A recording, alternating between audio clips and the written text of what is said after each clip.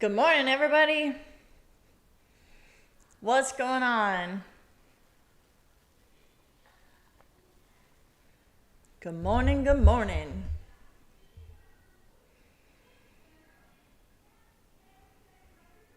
Good morning, Sasmit, Travis, Shez, Paul, Mad Moxie. What's going on, everyone? Yeah, choppy. Choppy. Interesting overnight session. So definitely stuck within this range. Yesterday's point of control, you can see that's definitely been holding as support. Moving to the higher time frames, like 15 minute, 30 minute. There have been no closures below that point of control. Yesterday we had that big move up and then really just chopped around this ever since then, ever since yesterday at like noon, 11 o'clock central. So I hope we break out of this range, but really I would be wanting to look for a closure below, like this whole area right here. We would need like a 15 minute or a 30 minute candle closure below this range. I wouldn't want to take a trade off of like the 5 minute and have it just wick into that range and then bounce right back up like it has been before. Like you can see here, if you move to the lower time frame, you could have been faked out and then it just bounces right back out. So if we're going to take shorts below the point of control, I think I'm definitely going to want to wait for a candle closure below, at least on the 15 minute. And then if we do, like if we get a candle closure below this point of control, really value area low or somewhere around like 23,200 would kind of be what I'm looking for if we're having a down day. And then who knows, if we're having an up day, could be all-time highs again, but at least targeting the overnight highs at 308 and possibly beyond. But really, we just need to break out of this chop. Hopefully we get some good price action. We do have news today, Michigan sentiment at 10 o'clock, so 30 minutes after the market opens. So we might get a choppy open. There might not be much direction in the open with kind of how last night has been, and then with news coming up, the market open might be a little bit choppy.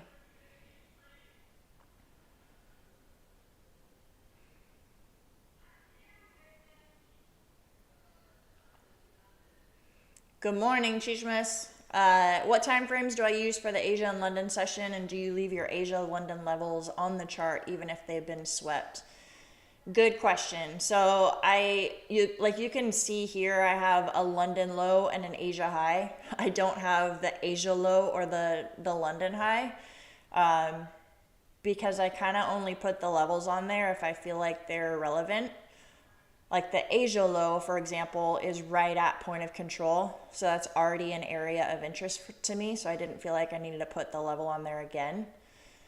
And then the London low is London high, is kind of right at previous day high. So I already have that level marked.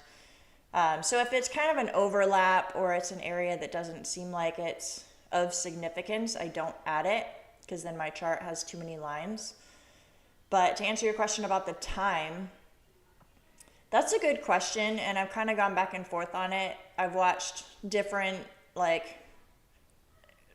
successful traders. They've given different times. What I do is I use this indicator called trading sessions, and I just use their defaults. So they have it from 7 o'clock Central Time, so that's the Tokyo Open. It's not the session open, it's the Tokyo Open, and then it goes to, I don't know, midnight or something like that.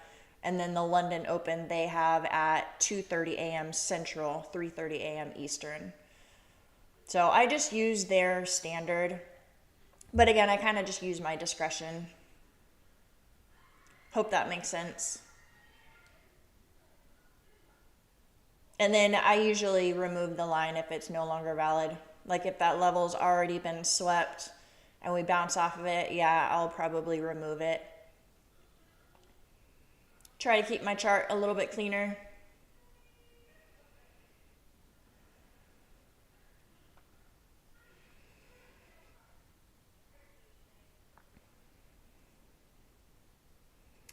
No, Michigan sentiment is red folder news. It has, at least on Financial Juice, it has that little red zigzag. Whatever that means, whatever it's categorized. I try to pay attention to the ones that are marked red. I actually have my Financial Juice filters on to where it doesn't show the like low level news. That way my feed for today doesn't have like, or feed for each day really doesn't have way too many things to pay attention to. So I have it filtered out to just be the red news, red folder news, and like speakers or earnings or Fed speakers, that kind of stuff. Oh, Forex Factory is orange. That's interesting. Yeah, I think from my experience, Michigan sentiment is a decent amount of volatility. And if I remember right, the market does kind of slow down waiting for that news. It's not going to be like CPI or PPI or something like that, but definitely something to pay attention to. And it might make it choppy until then. Good morning, G-Man. Good morning, In Despair. Good afternoon to you, Marcus.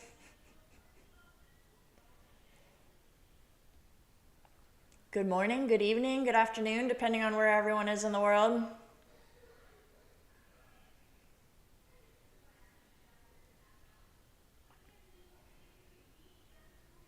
Yeah, Sasman, it's not like the biggest mover, the Michigan sentiment. I don't think it'll move like Tuesday and Wednesday or whenever CPI and PPI were this week. So yeah, this point of control level has been huge support. So if we stay above that, I'd be looking for longs. But I mean, we're already at all-time highs, so who knows if we're just going to have another day where we just go up and we have no idea where it's going to stop, or are we going to hit resistance, maybe grab that Asia high liquidity and then drop back down. But I'm not interested in taking shorts unless we get a full bar candle closure below this wick level over here. Like, I'm not going to be zoomed in on the 5-minute time frame and get faked out, because you can see there were a couple 5-minute candle closures below, but it just got right back up. So not taking any shorts until we get a full candle closure below. Speaking of shorts, hope no one was in a short. My goodness. That was fun. You think it's going to be a bullish day? Yeah, absolutely. Agreed. All right. 2 minutes until we open.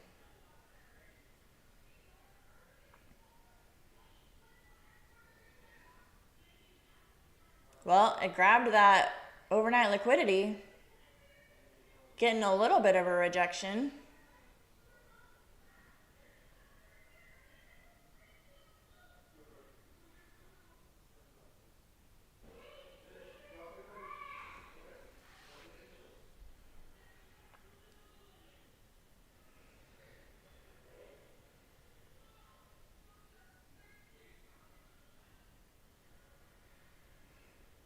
Those candles are big. Yeah, this is wild. Very interesting.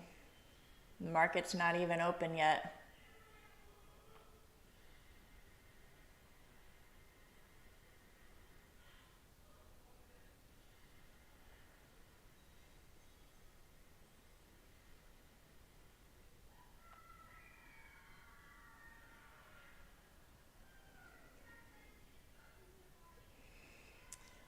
All right, you guys, let's see what we get. Hopefully this isn't a ranging day. Hopefully we break out either way. Market's open.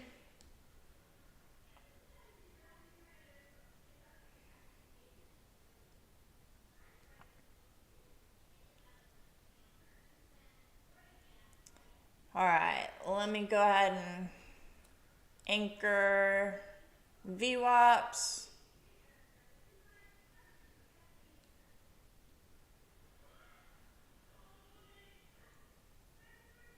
Oops, not London, New York. There we go. And then start zooming out. Looks like it's dropping so far at the open, but that could just be a liquidity grab from the Asia high. Like I said, I'm not interested in a short unless we get a closure below this point of control. So that could have just been people taking profits from their overnights and then a little pullback, continuation higher.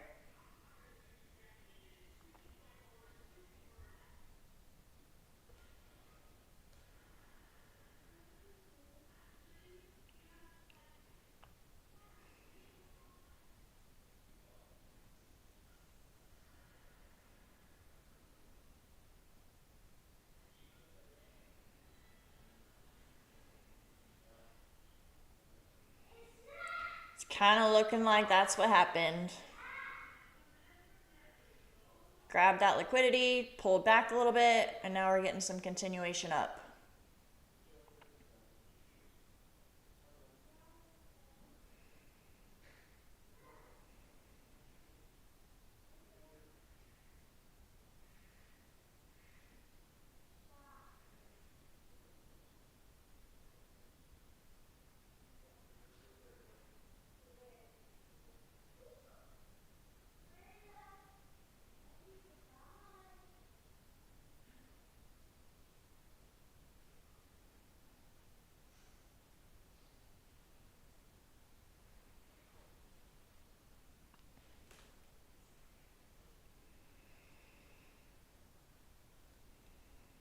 Still holding above VWAP, holding above that choppy range that we had all last night. Wow, you guys.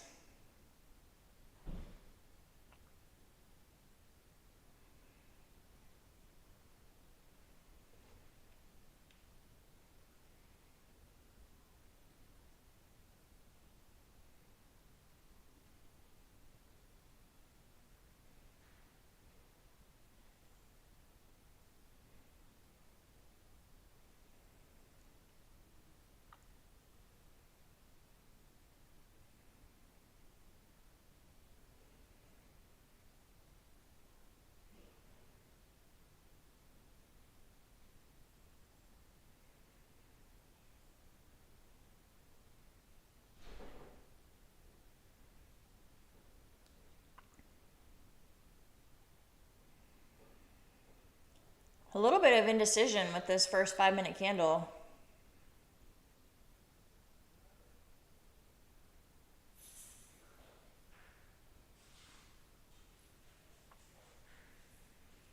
Yeah, I agree, Marcus.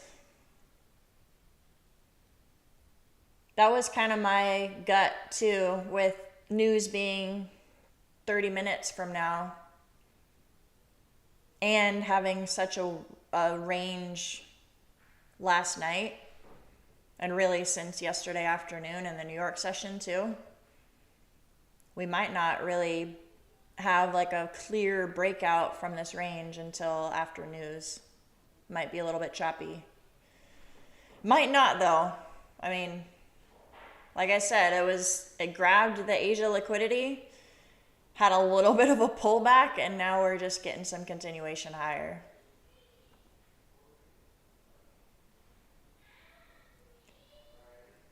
It's kind of doing what I thought it would, but I'm not going to grab a long 4 minutes into the open with news coming.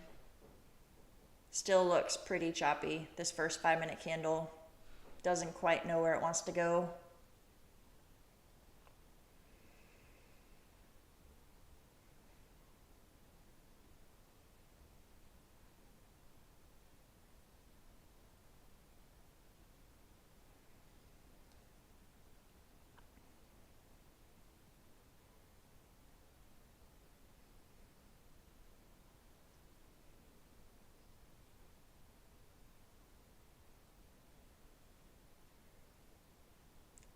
If it does want to come down and grab some liquidity to go higher, it would be interesting if it came down to this area, this shaded off region that I have marked, around like 240s, 250s. There's a lot to come grab down here if it's going to be moving higher. So that would be an interesting thing to watch out for. We could get a big bounce from there.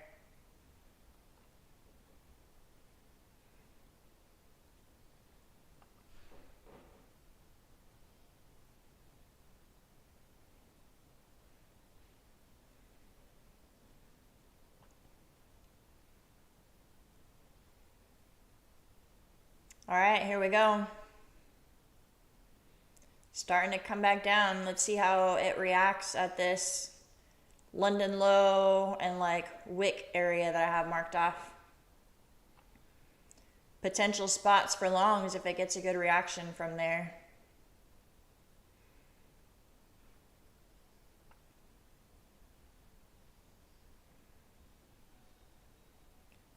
But again, I want to be careful and wait for a good bounce from that level and have it wick out just like it has before. Because if we look at the 15-minute chart and there's a bar close in this region, it could be continuing lower and there's a lot of room below. So, want to be patient.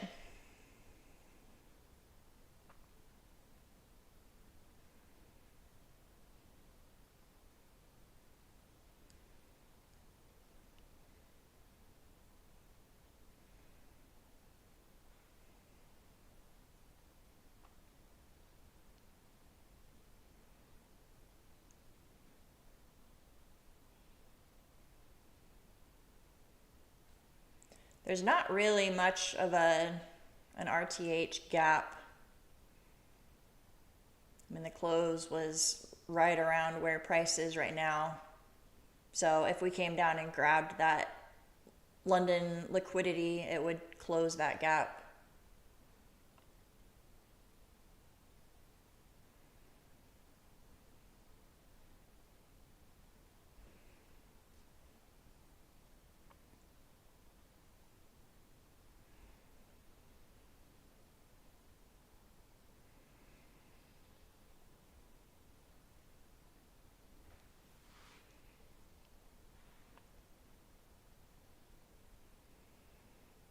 Coming down.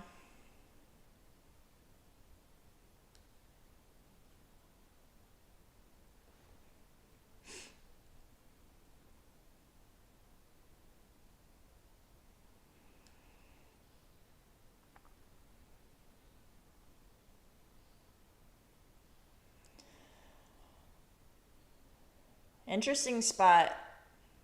Like I said, if we're going to have a bullish day, there's a lot of orders or liquidity to grab down here. Could be gearing up for a big bounce, but let's wait and see.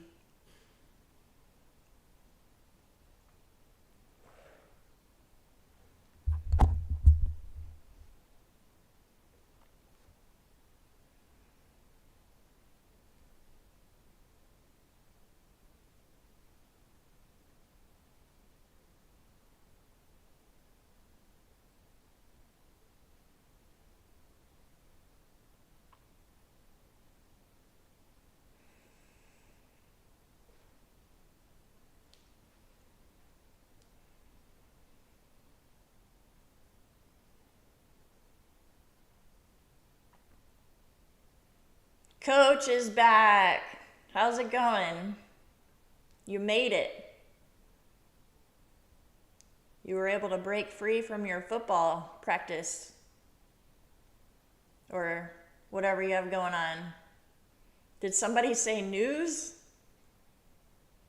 Yeah, there's Michigan Sentiment, I think, is coming up in about 20 minutes. Probably why this is so choppy.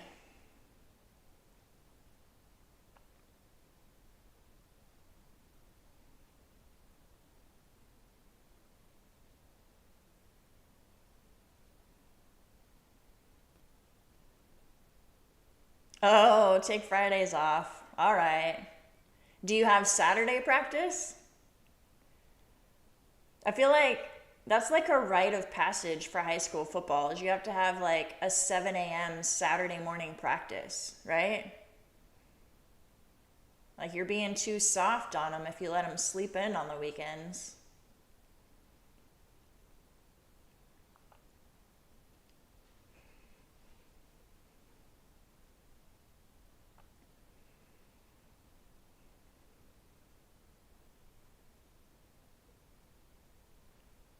Okay. Not till the season starts. All right. Fair enough. Let them enjoy the last couple weeks of their summer break.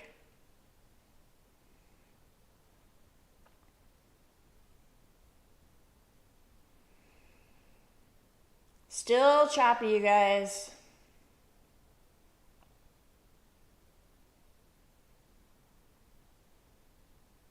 Good morning, B Frosty. What's going on?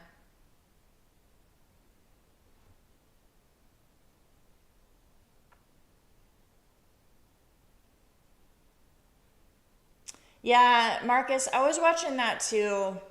So there's definitely room to come lower, like value area low, and then if you zoom out to the 1 hour, there's several fair value gaps in this area. So I could definitely see it coming down to 23,200-ish.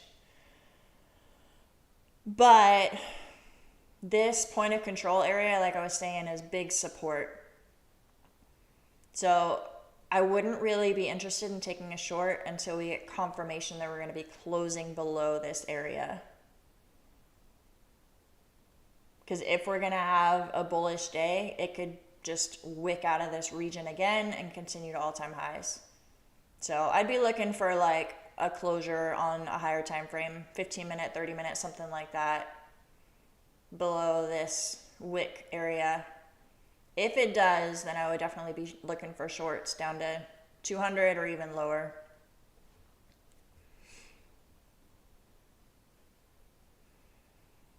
Ninja Trader's frozen. I'm using Trade of 8 and it seems to be working fine. So whatever prep firm you're using, you should be able to use your same login on Trade of 8, so you can give that a try.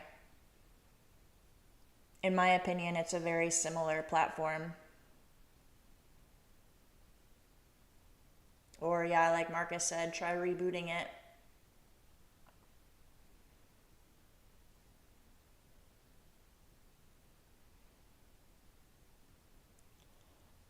Well, yeah, definitely a choppy open, you guys. Looks like we are waiting for that news, which is in about 17 minutes. So here is the open. Our 15-minute range high is right at Asia high, so my lines are going to be overlapping, but I'll put it there anyway. And then unless something crazy happens in the next 1 minute, here's our 15-minute low.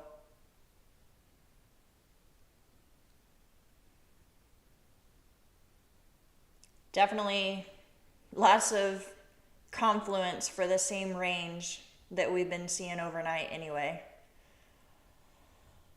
You can tell it's stuck in that same range that I had marked off from Asia high, point of control, London low, and now the 15-minute opening range high and low is pretty much that exact range.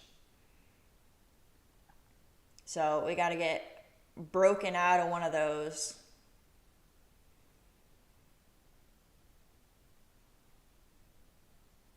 Honestly, it would be easier to trade if it broke out below the range and started to get some closures below this point of control area, because there's a lot of levels below that we can actually trade to.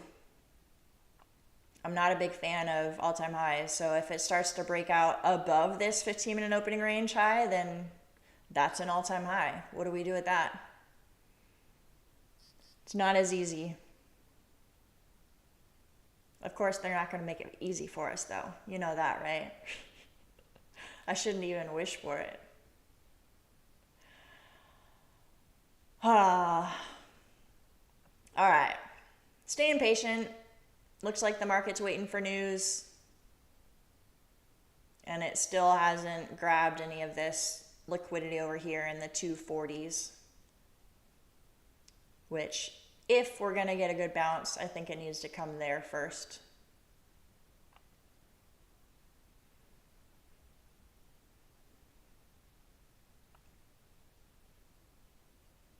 How do you get your VP to stick to the right edge like that? That is the visible range volume profile.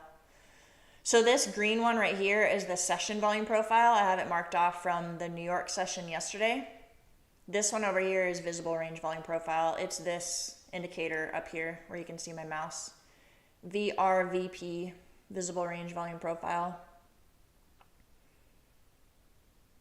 And if you're already using this indicator and you're not sure how to get it to the right, you just put the placement to the right. If you're not familiar with the VRVP, it adjusts based on what price action you have on the screen. So you can see it now. If I zoom in and like add more price action, you can see it changes. So it moves. It's pretty helpful. I like it.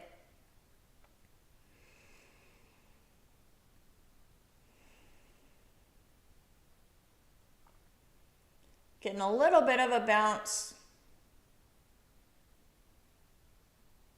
I don't like the longs from there though, because like I said, it hasn't grabbed any of this liquidity. This might be a fake bounce.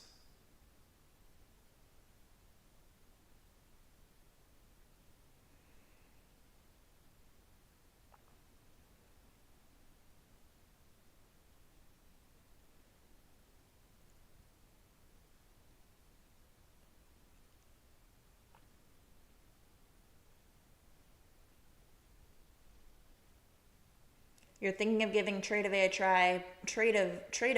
try. Say that 10 times fast. Did you mention it's moving away from Tradeify? No.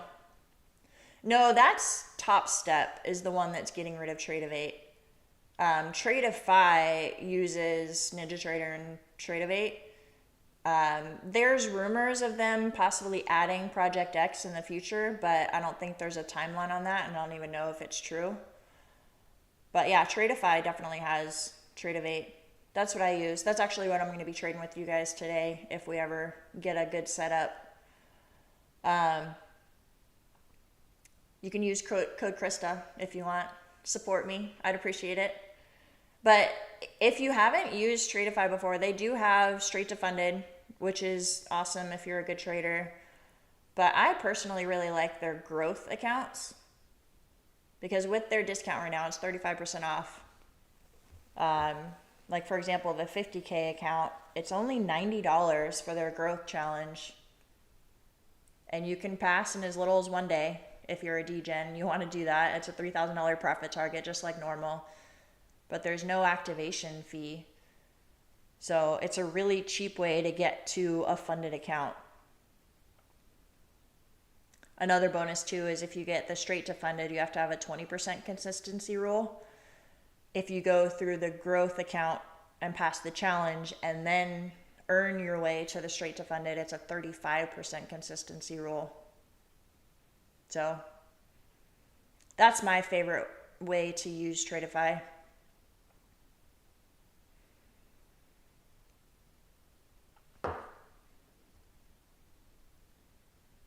And then it's a cheap way to copy trade across 5 accounts too. Because $90 times 5, potentially. I mean, not that that's like chump change, but that's a whole lot cheaper than some of the other options out there. And you'll have access to a lot of capital. Oh man. Not going anywhere.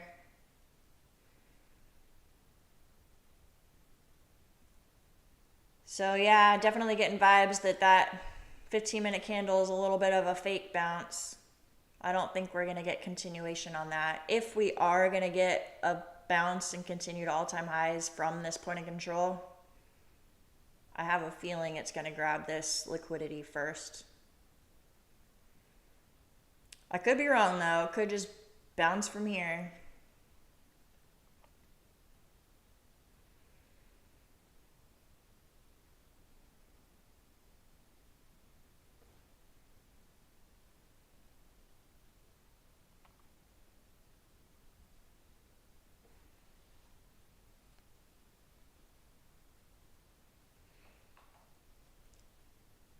All right, chat. Any of you guys trading this?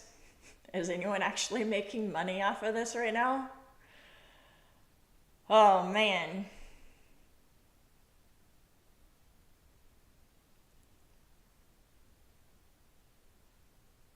According to the laws of trend lines, it's going down. B Frosty, you're always full of insightful information. Says the man who, I think it was yesterday, you said, I admit I know nothing. Oh. I don't even know where you would draw a trend line on this. Maybe on a 1-minute chart?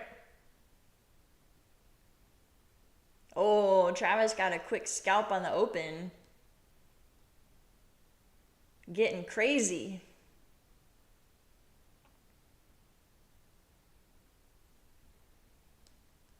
All right. There's a little jump down. Okay. Coming down to grab some of that liquidity.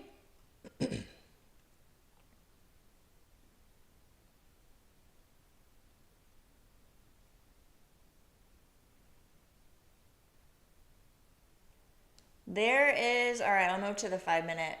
So there is that first little wick outside of the range, because we do have the 15-minute opening range set.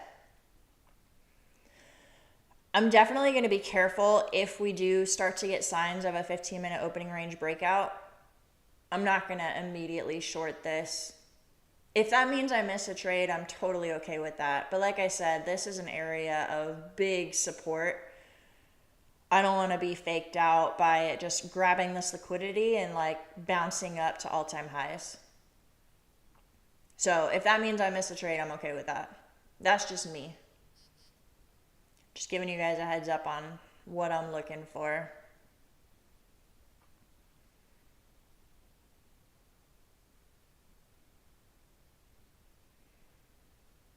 Oh my gosh, Marcus, you are the king of opening New York Open scalps. Pretty much every time you log onto the stream, you're done within like 10 minutes. I love it.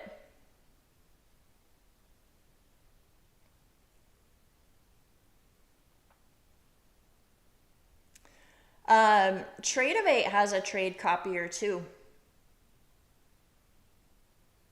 You can copy trade on Tradeovate. So on the top,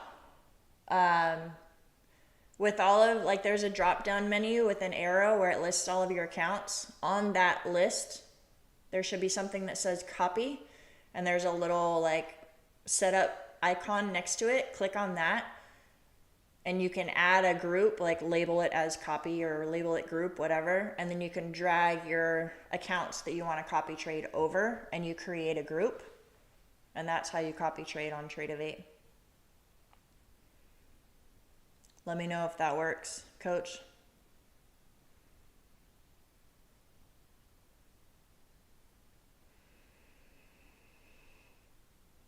Have a good one, Marcus. Have a good weekend.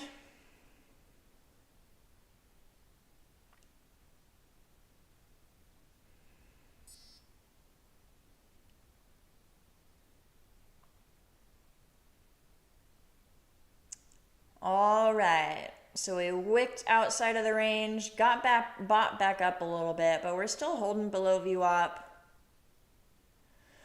We still have lots of room below to grab liquidity if we are going to bounce. We have so much volume in this area, you guys. That's why I'm not quick to short right now. There's lots of support. I want a full closure below before I short. That's me personally. Just trying to take some high conviction trades. A+ setups, if you want to call it that.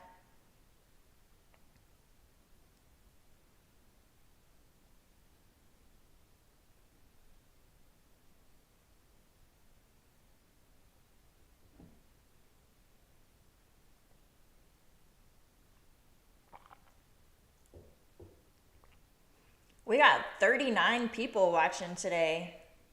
What's up? Happy Friday. I know what it is. I have my regulars, and then I have the people that saw my thumbnail title that I'm doing a giveaway today. Some of you are here for the giveaway. I know what's up. You're here for the duck race. That's what it is. You want a free account and you want the duck race. I see how it is.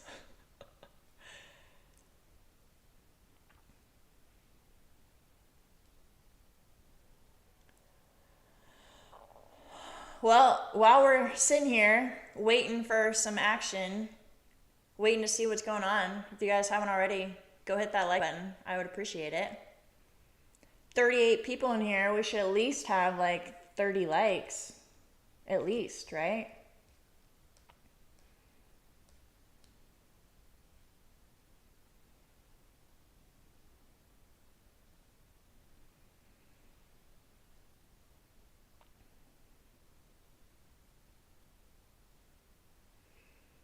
Coming on down. So we're definitely getting that 15-minute opening range breakout. If you guys want, you can try shorting it.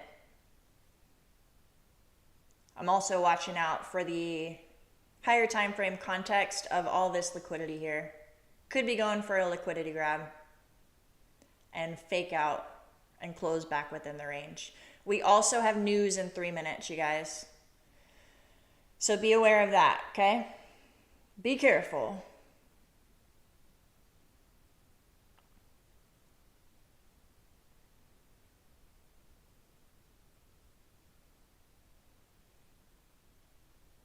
If you are going to try a short on the opening range breakout, I would recommend sizing down and definitely setting your stops so you don't get wicked out on a possible news candle. Or just be safe and wait 2 minutes for an entry.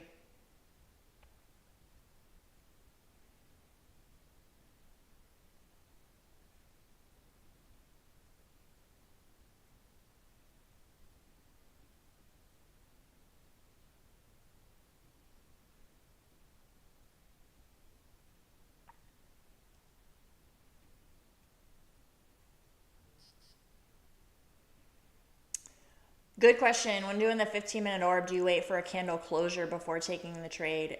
I do. There's some people who teach that you just set a limit order at the bottom or the top of the range, and whichever direction it breaks, you're automatically in a trade. I personally don't do that. And to be honest, that does mean that I miss trades sometimes. Like yesterday, for example. I mean, yesterday was a weird example because it was just up only. You could have entered a long at any point and been profitable. But that was an example where if you just set a limit order on the 15-minute opening range high, you would have made money on that trade. But there's often times where there's fake outs and then it just fakes you out and then it goes back to the other end of the range. So what I do is I wait for the higher time frame context. For one, I wait for confirmation. Usually a 2-minute candle closure outside of the range, some sort of like confirmation that it's outside of the range, but I also look for the higher time frame context. So in this example, like I said, I'm not gonna automatically enter a short because we have lots of support here. And we have news. See?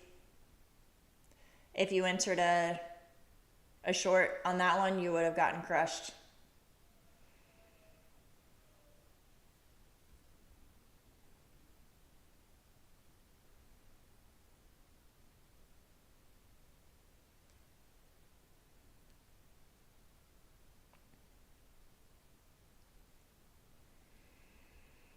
All right, so now we get to see where price is actually gonna go.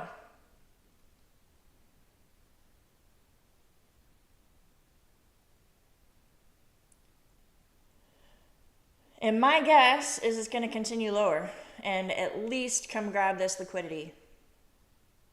If not, continuation lower. So that's what I'm watching for. I wanna watch and see what it does when it comes down to this area. Is it gonna close down here and continue lower, or is it gonna bounce and come back up and make all-time highs? So let's see, you guys. I'm gonna be patient.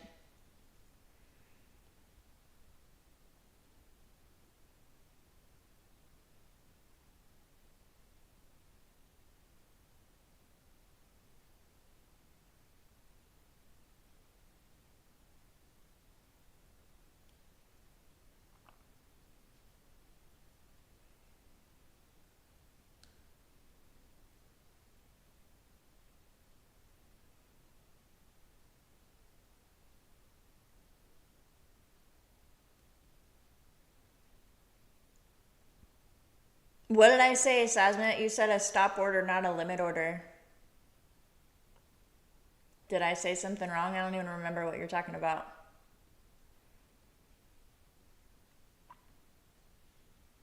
Oh, no. Are you talking about the 15-minute orb strategy? No, the people that, like, I'm kind of making fun of, they just place an order. Like, if it's ranging in the middle of the 15-minute orb, they'll place like a buy order at the top and a sell order at the bottom. And if it hits one or other end of the range, they're automatically entered into a trade.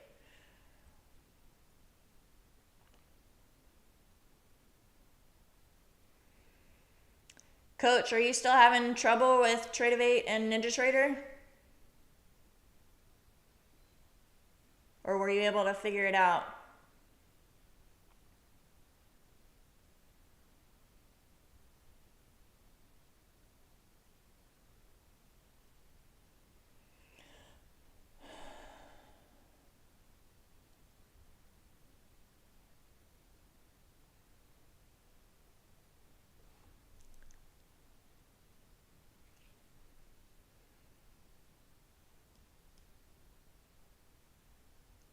Oh.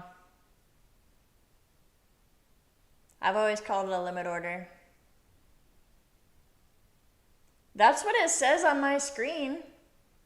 Like, if I go, I have a limit buy and a sell. I don't know. Maybe I'm using the wrong words.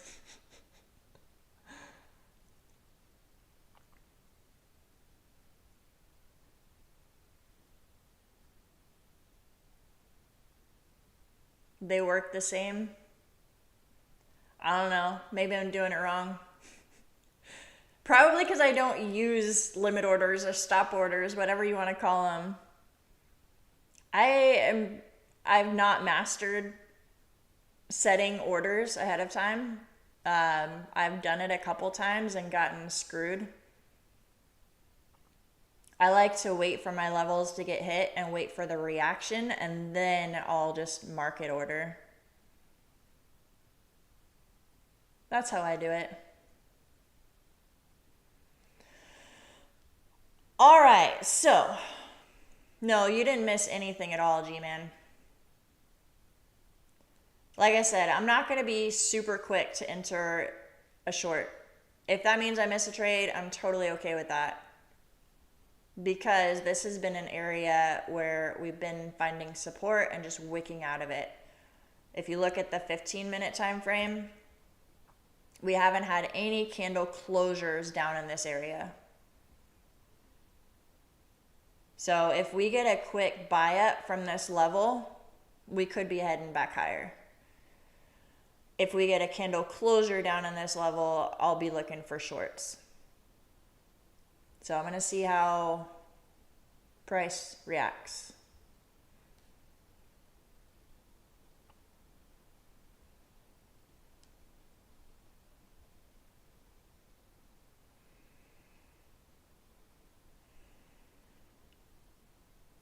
Yeah, I want a confirmation candle too, Travis.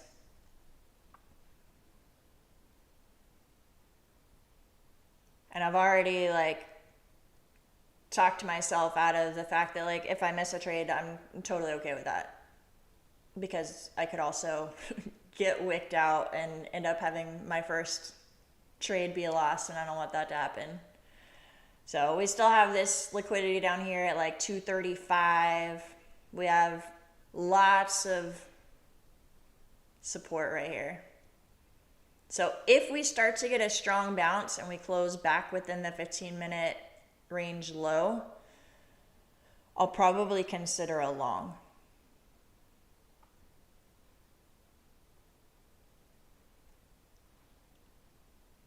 Or if we get the bar, like the 15-minute candle closes below, we can always wait for a retest and then short.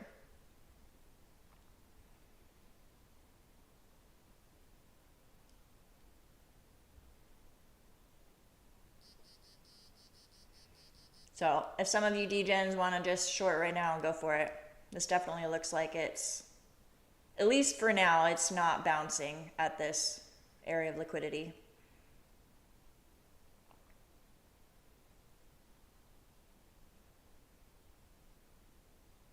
We have lots of levels below. If this is going to be a down day, we could be coming down to like 200, 22,200 to 22,160-ish.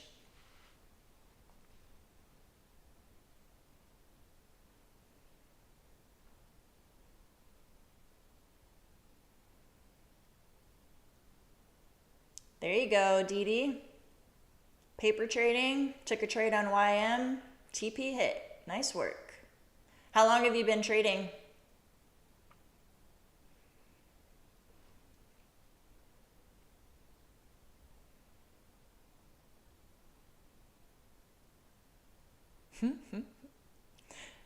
Thanks, Sam. I appreciate it. Glad to have you.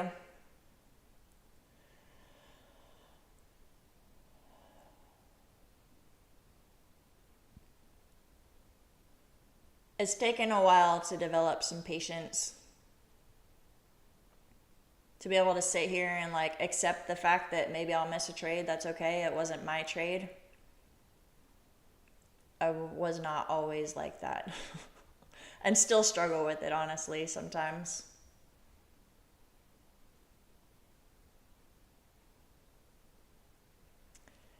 All right, getting a little bit of a bounce, but zooming into the lower time frame, let's see if it like rejects off of this point of control and continues lower, or if it comes back above and reclaims it, then we could be going long. This could just be a liquidity grab. So that's what I'm watching for confirmation. So if it comes up to this point of control and sellers show up, we're going to get more downside. If it reclaims opening range low, we're going to be going back to the top of the range. Looks like we're going lower, you guys.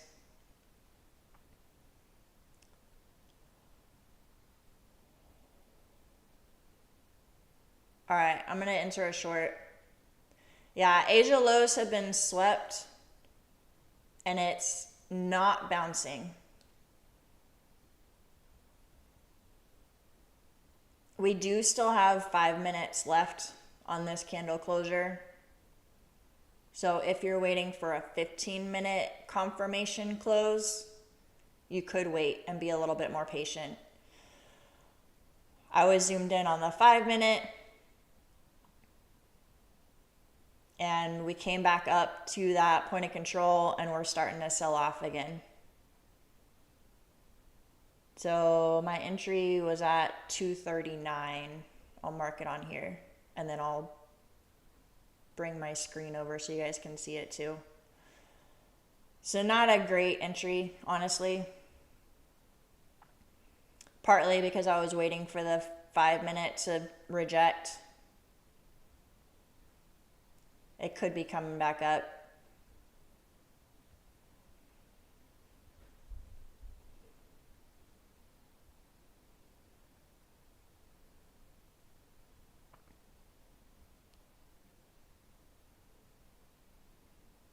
So stop loss I'm going to put kind of back within the range.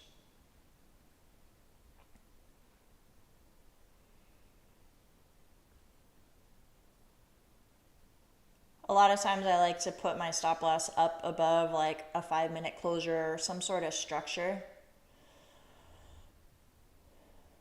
On this one, I'm not, just because the 15 minute candle closure is way up here.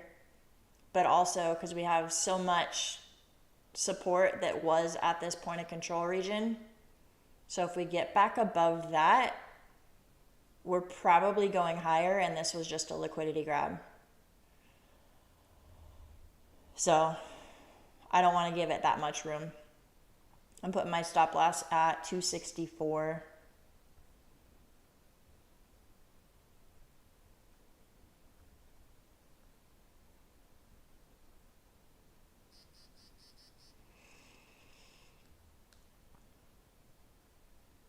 And then target wise,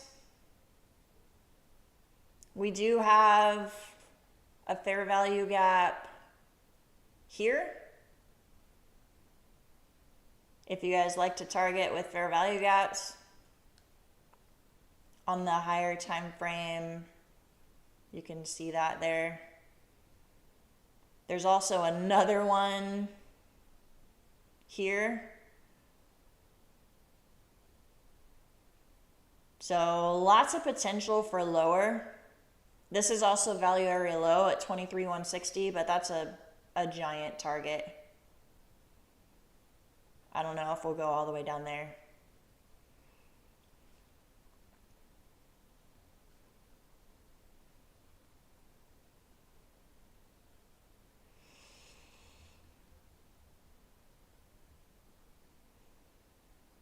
And then if you use the volume profile as kind of an area of interest, we have a high volume node here at like 172. I'll probably look at Bookmap for some confirmation too if we actually get movement lower.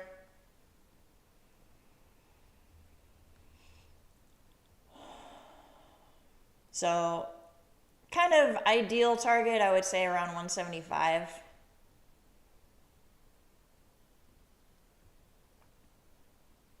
Stop loss I have at 23,262.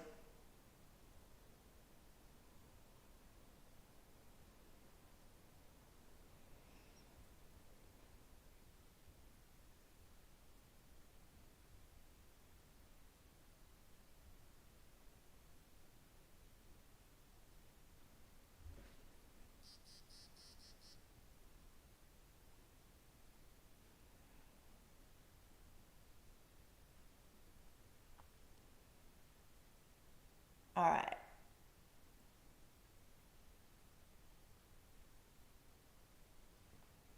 I'm going to move my screen over. I realized I didn't do that. All right. So these are my Tradeify accounts. So entered at 238. Stop loss. I gave it a little bit of room, but I'll start trailing that as soon as it gets into profit more.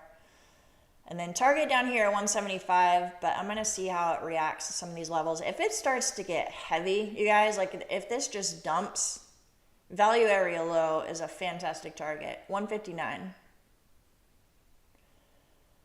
This is getting heavy, so I'm going to put my ultimate target around 160 and then keep watching it.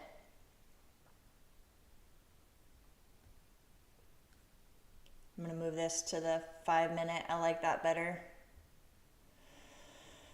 So I do like that we're actually getting some full candle closures below and we're not wicking out of it. So that makes me feel better about the shorts. It's just a matter of how low is it going to come.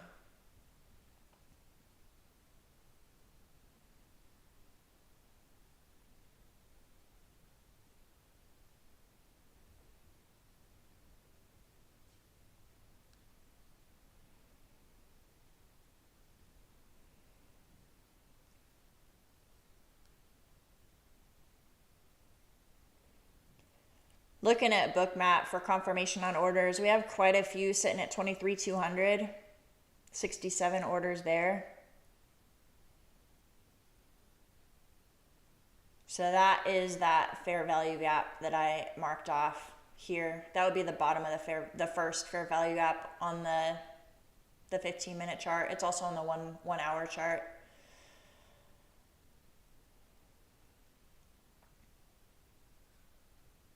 So I'm going to take half of my position off at 200.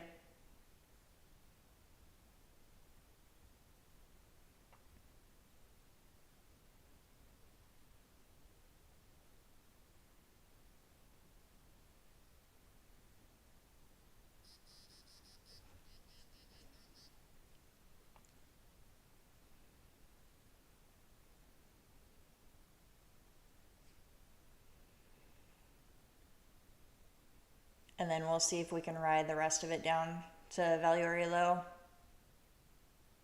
which is also the bottom of the second fair value gap on the higher time frame. If you zoom out to the 4 hour, yeah, the 4 hour fair value gap comes all the way down to 160.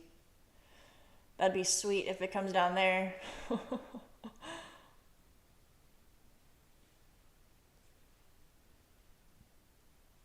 All right, first target's about to be hit. I'll move my stop loss to break even at that point.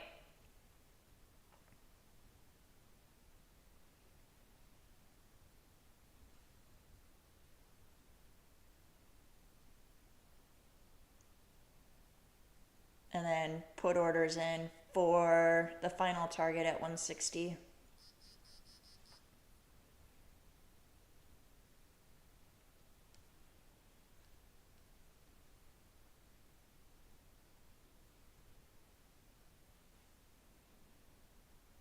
Let's go.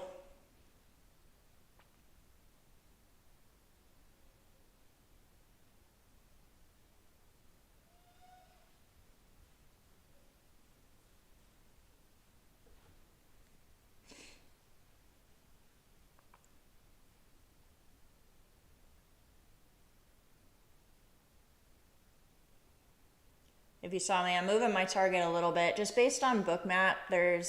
I had my order set at 160 because of the value area low, but Bookmap has a larger amount at 150, so I'll just move it a little bit closer to 150. How long did it take you to get proficient with Bookmap? Honestly, I do not feel like I'm proficient with Bookmap at all. So there's a lot more you can do with Bookmap. Like there's the CVD and the delta and all kinds of stuff. Honestly, I use it. It's like number 5 on my list of confluences. So I'll look at like levels on the chart. Like you can see me looking at point of control and value area low and stuff like that. I'll look at like liquidity levels, fair value gaps. Like that's kind of how I find my targets. And then if I have a number in my head and then I look at Bookmap and it confirms it, like I said, I found the fair value gap at 23,200. I thought that might be a decent target. And Bookmap confirms that because there's a bunch of orders at 23,200. So I don't look at Bookmap first. I just kind of use it for like, oh, okay, maybe my level is a good level. I hope that answers your question. I haven't really done a lot of work to like learn it though. Like I've watched tons of training videos on volume profile and just all kinds of stuff. I haven't really watched any on Bookmap. Man, I don't like that bounce. It's not getting continuation.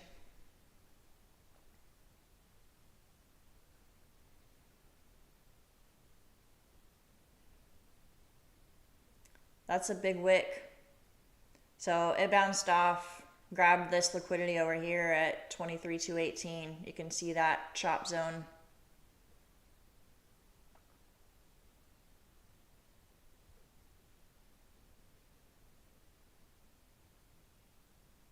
Do I base my stops on the 1 minute? I don't. That's actually something that I've been changing recently. Because to be transparent, like I'm still new-ish to this. I still make a lot of mistakes.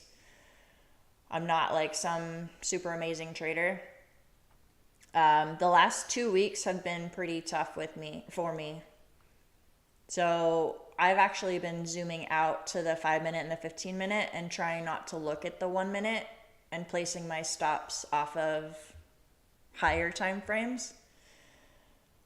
For one, that helps me not get chopped up in the 1 minute because I get too emotional about one 1 minute candle. Like if there's a big red 1 minute candle, I'm like, ooh, automatically go short. But if you look at the higher time frame, maybe it's just a little wick or whatever, or it's coming down to a support level.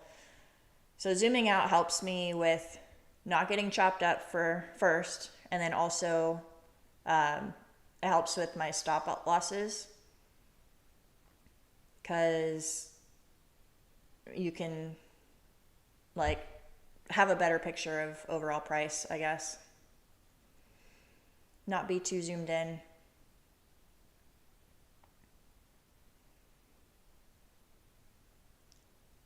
I don't love that bounce.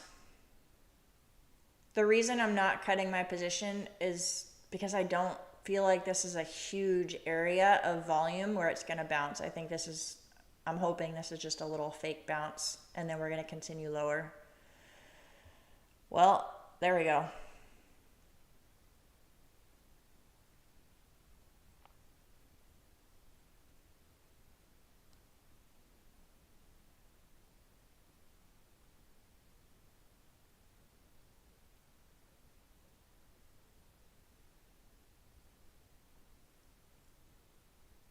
Come on.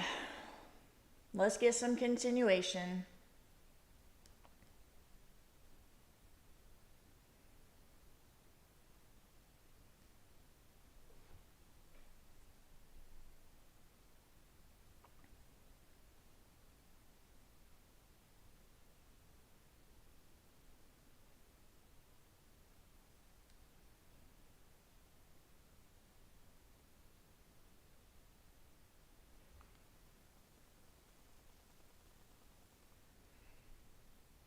It's playing with us, you guys. It's playing with us.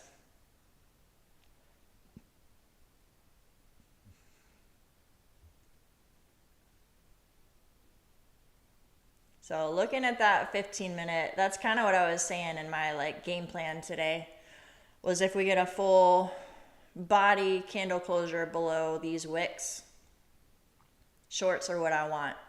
And we did. There was our candle confirmation right there. So I feel good about shorts. It just hasn't come down to my target yet.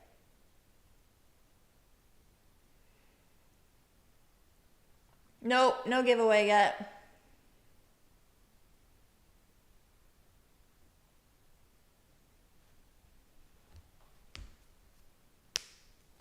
You gotta stick around for the giveaway.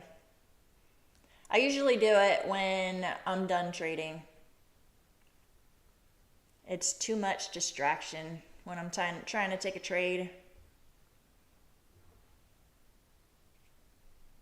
I'll do it when either I'm done trading or price action starts to get yucky and I don't care anymore and I want to be done. And we got to get more likes, you guys. I mean, come on. I'm about to hit a green trade. You got to give me a little thumbs up for that. Feeding the duck. Are you doing some warm-up exercises for your duck race, B Frosty?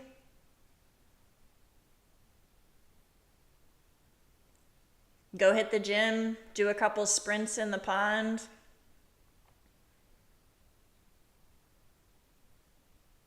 B Frosty's ready. Let's go. Come on, hit my target, you guys. Are you, oh my gosh, let me zoom in on this. Let me zoom in. Are you for real? Are you guys seeing that? I can't believe it.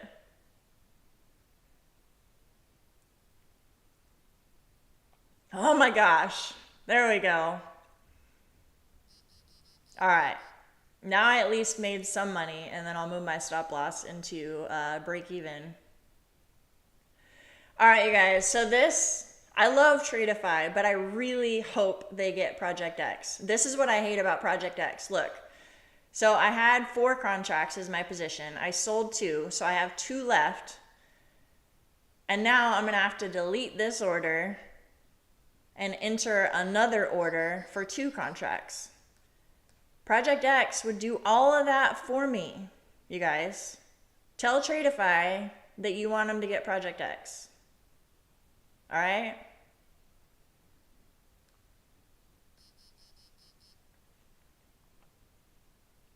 Bring it on down. Let's go.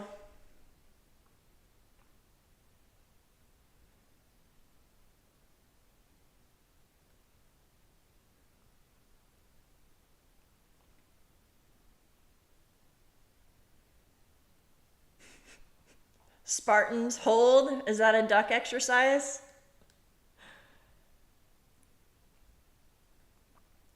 I'm over here trading, making money, and B Frosty's doing duck exercises. He's ready for his duck race.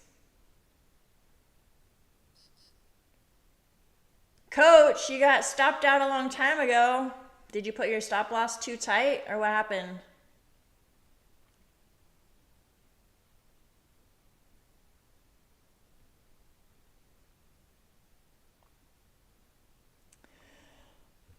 All right, so it hit this fair value gap and filled that one, and it wicked the top of this fair value gap.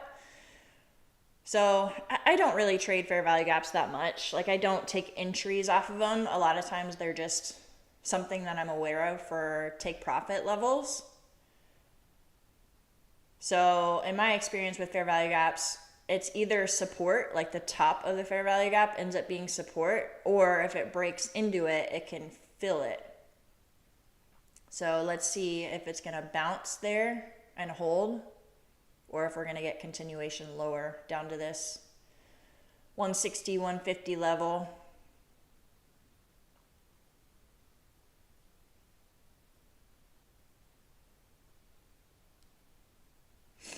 The 945 candle took you out.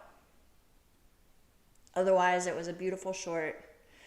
Yeah, so that's one thing that's been getting me lately, and why I think I've been struggling with trading the last couple weeks is I have been putting my stop losses in the wrong spot, and it's been so frustrating because I'm reading the market well.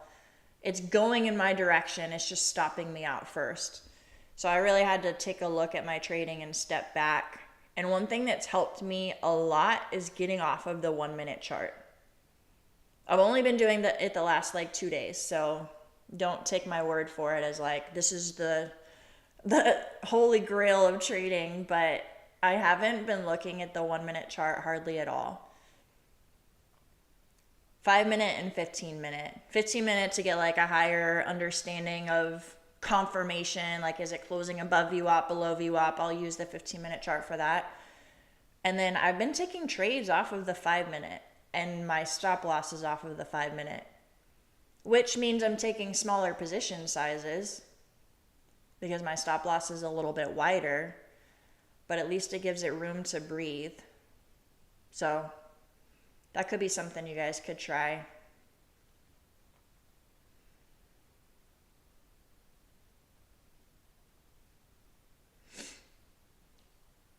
What style of trading do you use, Ogaga?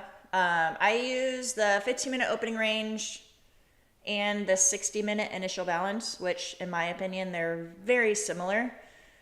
You can, with those strategies, you can do like a fake out continuation to the other end of the range or a trend continuation. So if it breaks outside of the range, retests and continues the trend. So I use those two time frames, and then I like to use volume profile a lot, which is why on my chart here you can see volume everywhere. This is the visible range volume profile, and then here's the session volume profile from yesterday. It just gives me a really good indication of where support and resistance levels are. Like this high volume node right here, it was support all night. And then as soon as we broke out below and confirmed it, now that's resistance. Like, in my opinion, if we get a bounce and come back up here, I would probably take another short off of that level because that was such a big support, and now it's probably going to be resistance. So I know that was the long-winded answer to your question, but that's the strategy that I use.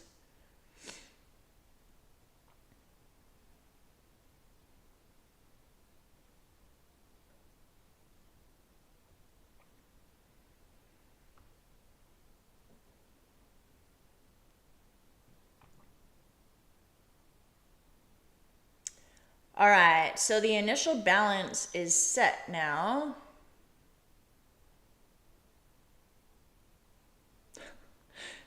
Chichimus, for reference, ES just bounced from a 4-hour fair value gap in yesterday's VWAP, and NQ hit the -2 standard deviation. I don't even know what that is. That sounds way too complicated.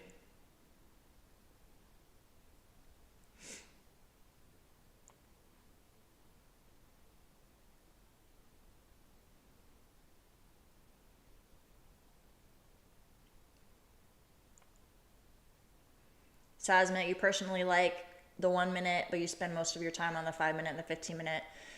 Yeah, so that's what I'm kind of trying to do, is zoom out to the 5 minute and the 15 minute for confirmation of my bias, or not, I shouldn't say bias, but like confirmation of the trade going in the direction that I'm thinking it will.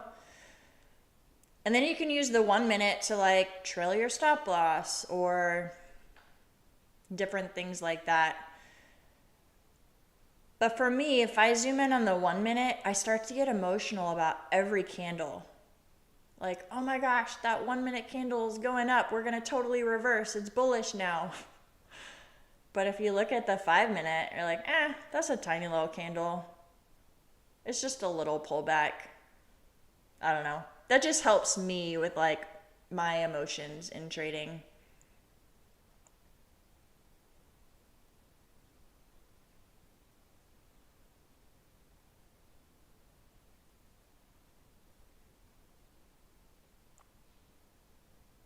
Yeah, I do actually have Top Step accounts on Project X. I love Project X. I really hope Tradeify gets it in the near future. If they don't, though, that's all right. Trade of 8 works. It's just not my favorite.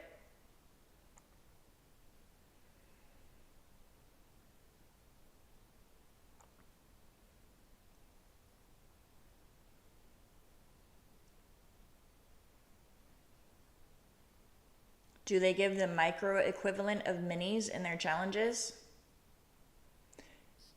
Like if you're asking, like if the limit is 5 minis, can you do 50 micros? Is that what you're talking about? Yes, I believe so. I don't know what the limits are, honestly, because I never even get close to those limits. But yeah, I think it's times 10.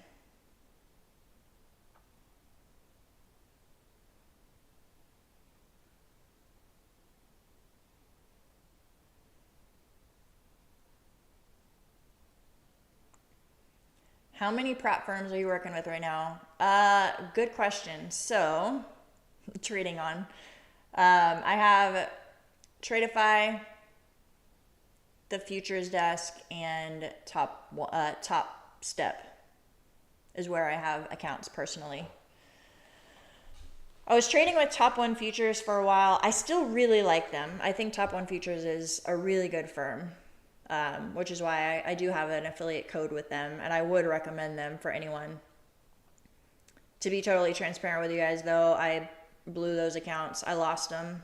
I hit my total loss limit, and I just haven't repurchased them. Probably because I want to focus on fewer accounts. I was starting to get to the point where I felt like I either had to have 3 different tabs open and like take the same trade on different prop firms at the same time, and it was way too much to manage. Or I felt like I had to find multiple trades. Like I finish my Tradeify accounts, lock it up, and then go look for another trade and trade with this prop firm and then lock it up. And it got to the point where I was over trading, because I think you can only find maybe 3 good trades in a day. And if you're trying to find 7, you're going to overdo it, in my experience. So I'm kind of narrowing it down, trying to have fewer accounts.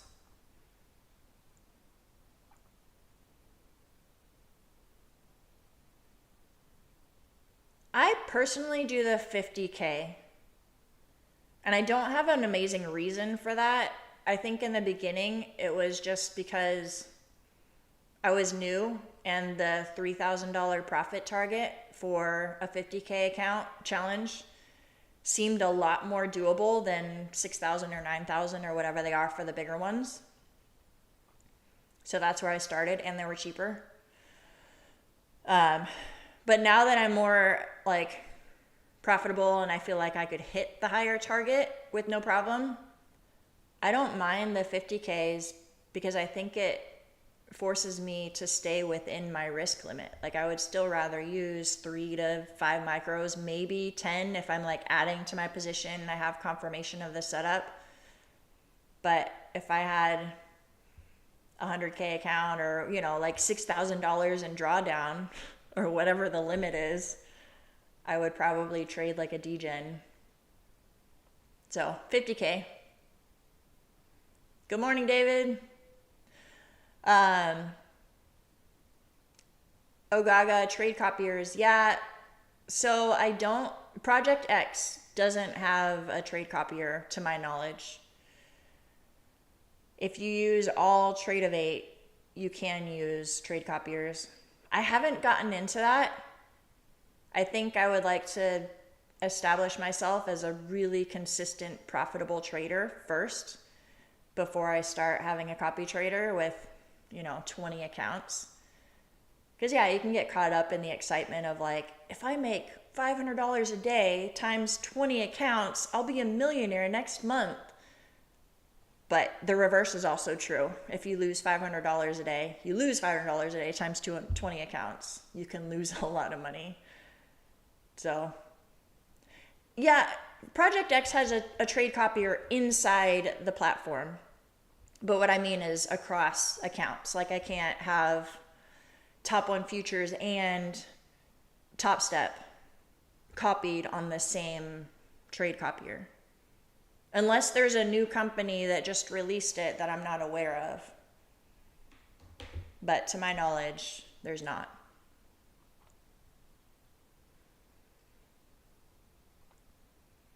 Agatha, you asked which one do I like most. It depends on you and your current level of trading. If you're like brand new and you're kind of just wanting to practice with a challenge account, I would say either Tradeify or Top One Futures, because you can put a little bit of skin in the game and get a challenge account for like $70 to $100, and it's just a little slap on the wrist if you blow the account. If you're a more established trader and you feel like you're gonna easily show consistency in your trading, I actually like the futures desk the best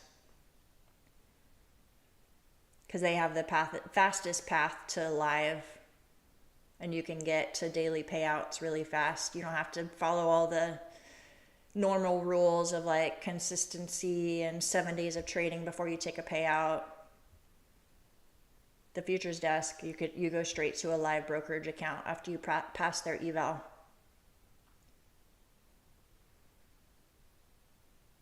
Are we gonna see Krista purchasing the Lambo?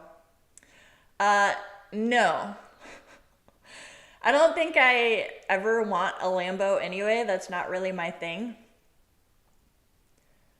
But I have 3 little kids, so my version of a Lambo would be like a Lincoln Navigator or something like that.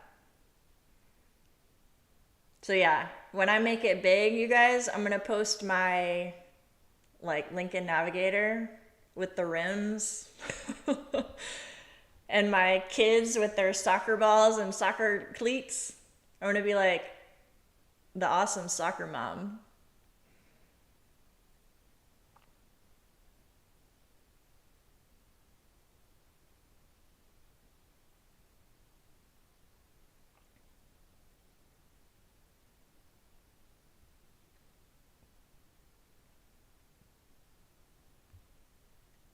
What would be your dream funding?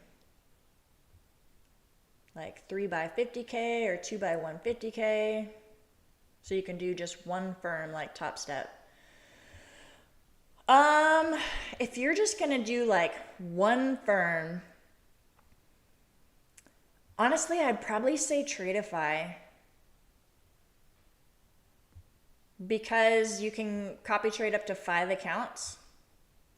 So that's a good amount of capital that you would have access to. And they have good, fair rules. They have a path to live that seems really fair. I haven't gotten to that point yet, but I think if I was to pick one, I mean, it's hard to say. I really like the futures desk too, because of the fact that you go straight to a live brokerage account. There's so many options for prop firms out there. But Tradeify has good rules and copy trading 5 accounts. So if you're just going to use one, that gives you more access to more capital.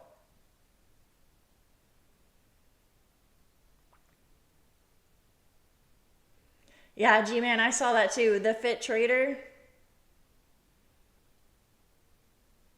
I love it.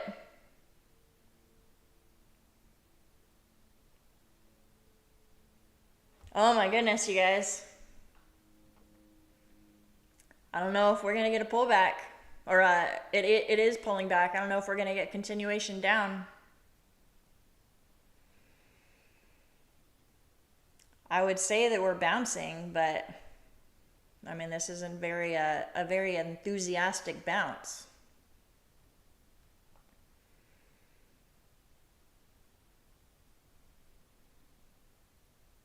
Pull back to anchored VWAP for entry. Yeah.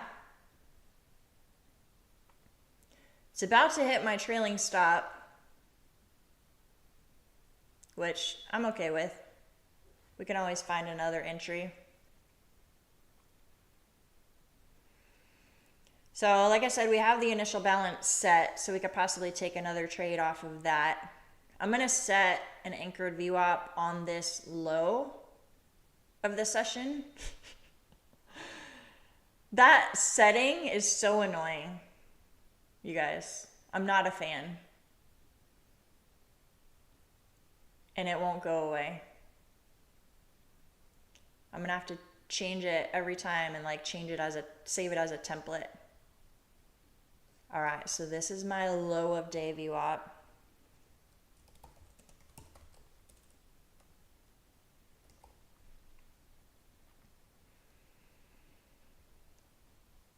So it's probably hit my stop loss by now. Oh my gosh, not yet. It's about to.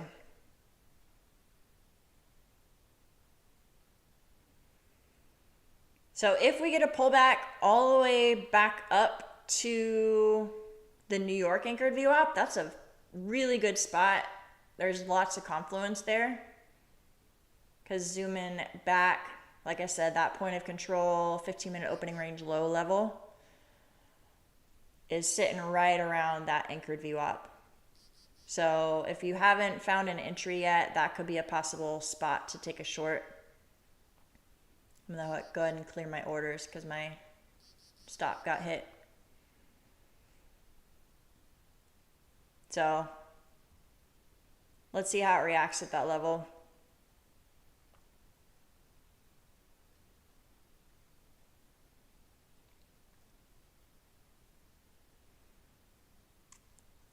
You'll hear me say that a lot though, like let's wait and see how it reacts.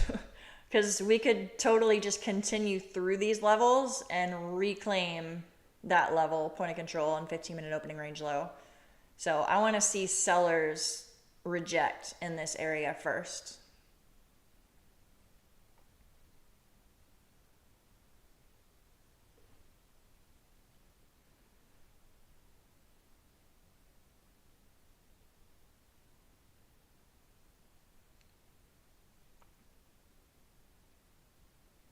Yeah, second day in a row. I was in a slump, Agata. Sorry if I'm saying your name wrong, but yeah, I kind of had to take a step back and like just kind of check my mental.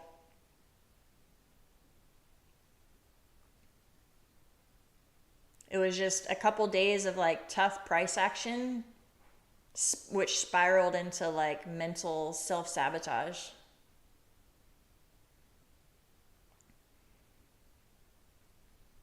All right, so if it comes back up to this red circle, I'd be interested in a short. Or if it doesn't come up to that level and it rejects from here and I miss it, we can also look for a trend continuation when it crosses through this VWAP. So this is the low of day anchored VWAP. Buyers have had control since then in this short period of time. If we cross and like hold below it, that could show that sellers regained control.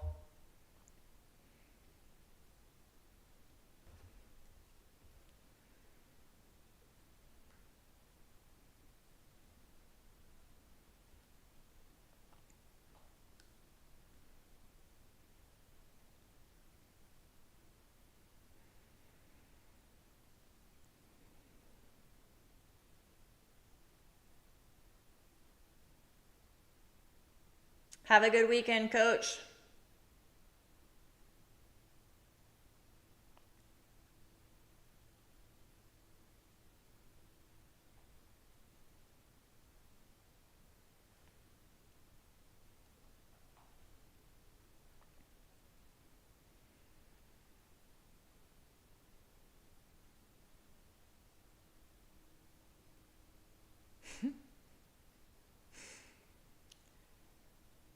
Agatha, I love that question. How am I so calm during trading? You pace around the room and you have to play PlayStation 4. You get emotional. Um, if you're emotional during a trade, you're probably sized up too big. That's my experience with it. Like on my trade that I just took, my stop loss was at like $204, which is right at my risk. My plan is to risk $200 per trade. And I'm okay with that. Like if I have a good setup, I feel good about the trade, was patient with my entry, I'm following my rules, like all of that. If all of that is true and I lose $200 on the trade, oh well, I'm okay. It happens. Like looking at my data, I know that I'm going to lose nearly 50% of the time. So if you're oversized and you're not okay with losing that amount of money, if you lose the trade, then you probably need to size down.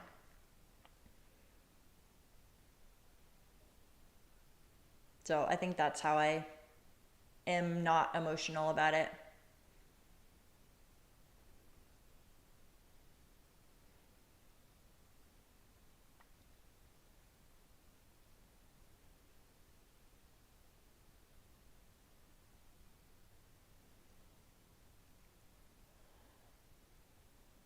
Your question about payouts.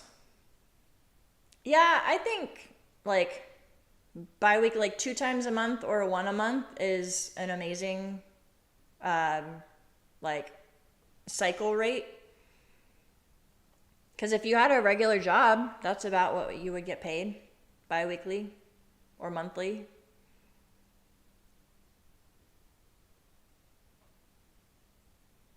I definitely don't like the idea of waiting for a massive payout every couple of months.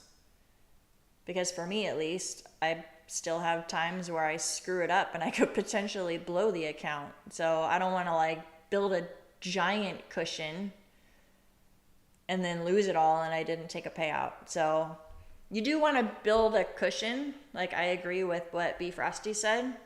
You don't want to withdraw everything and then have no drawdown left because then you are going to lose the account. But pay yourself when you can. Find that happy medium. Maybe take a small amount out so that you still have a cushion.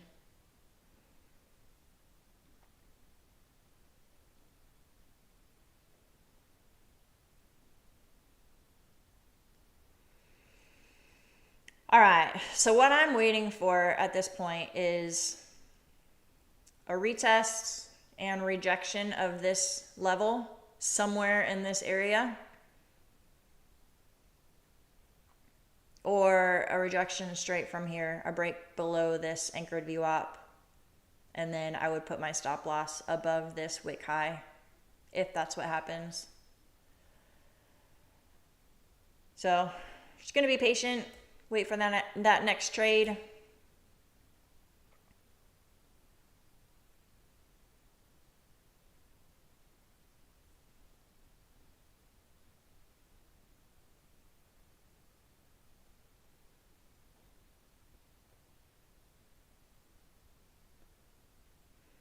Testing your patience, G-Man. I know, right?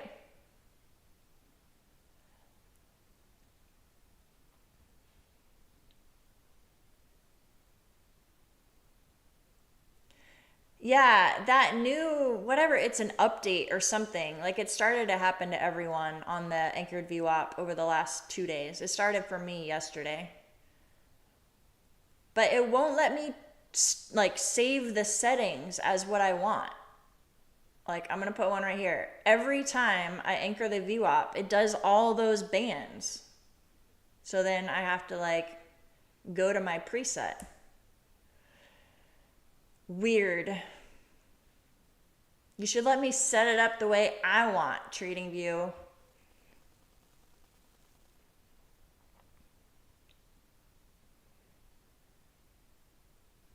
All right, while we are waiting for one of those two things to happen, I'm gonna start setting up the form for the giveaway.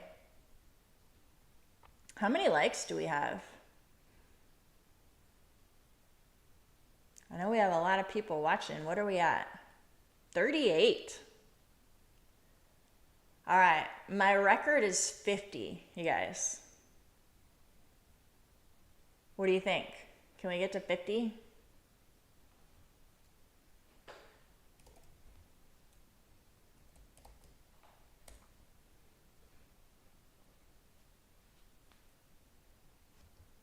Making the form.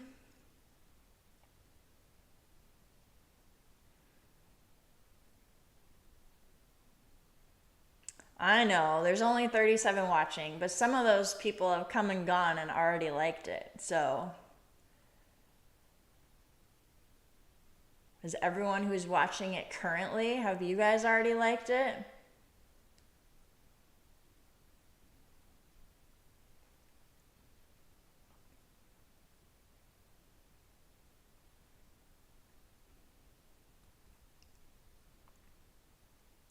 What's the TP on the account?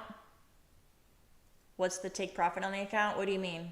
On the account that I'm trading? I'm not sure I understand your question. How are 38 supposed to give you 50? Magic tricks. That's how. Just kidding.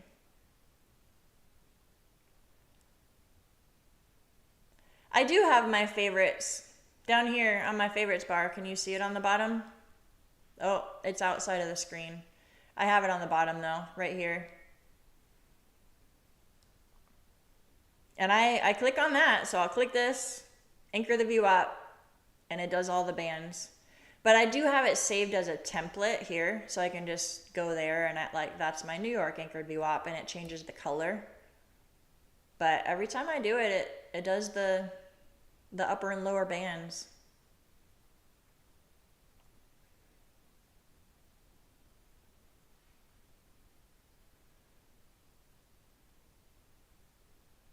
I know, Travis, all of you guys who are here as regulars, you're like, I was just coming anyway.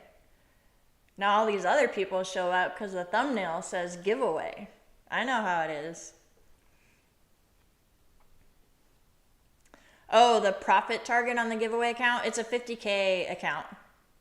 So the profit target, so a 50K challenge account with top 1 futures, it's $3,000.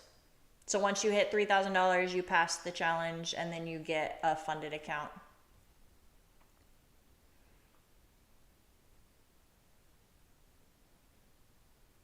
I did save it after I removed the bands. I saved it as a template, but it doesn't save it every time I click and do a new one.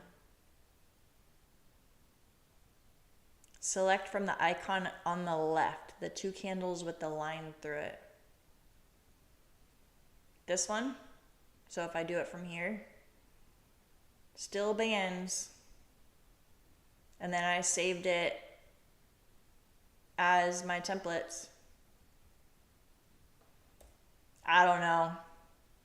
Maybe I'm just dumb. I haven't figured it out. It'll just be annoying every time.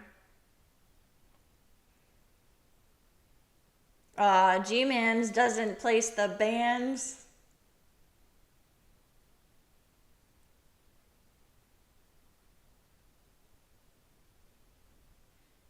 Still chopping in this region, you guys. We're getting a little bit of a price pinch below VWAPs and above this low of day VWAP. So this consolidation is building up for a bigger move either way.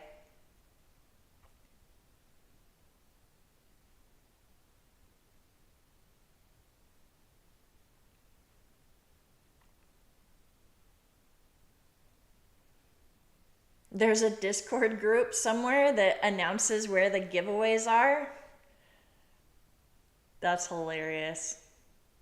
Some AI bot is out there like searching the internet for the word giveaway, and they tell all their people to go here.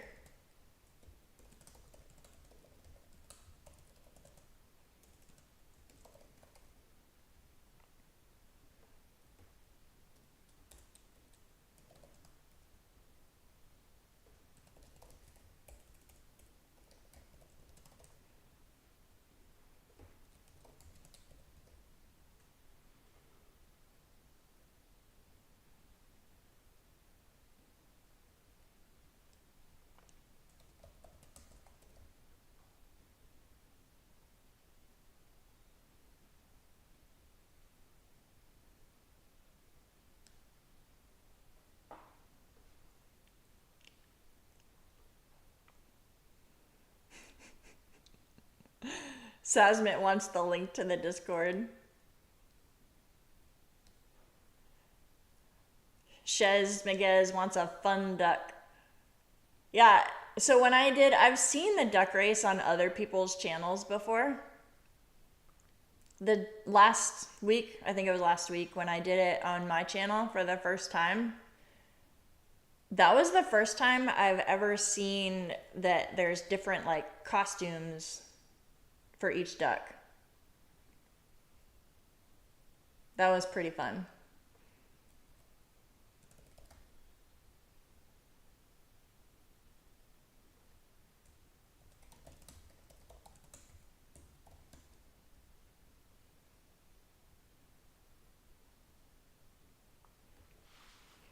All right, we're breaking below this anchored VWAP. I'm not going to be quick to enter though, because that's just a 1 minute wick below. It could be a fake out. We do have a lot of volume so far on it though. So let's see if we get some continuation down. And that could be the breakout from our consolidation.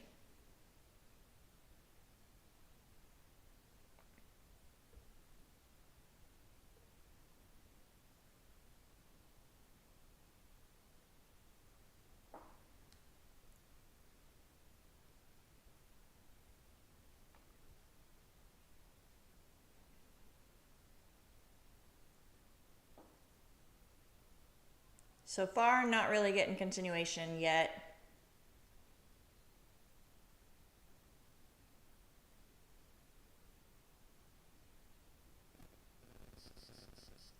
We do have quite a bit of volume.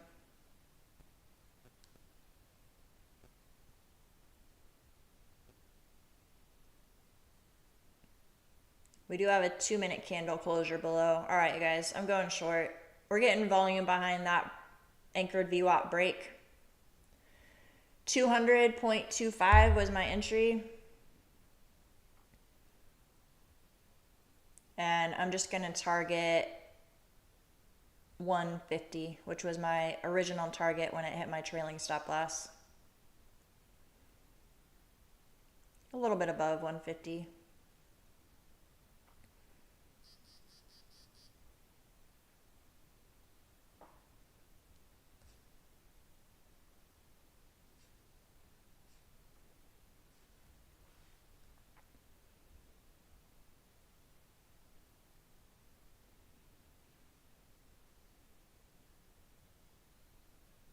And then put my stop loss above that wick high.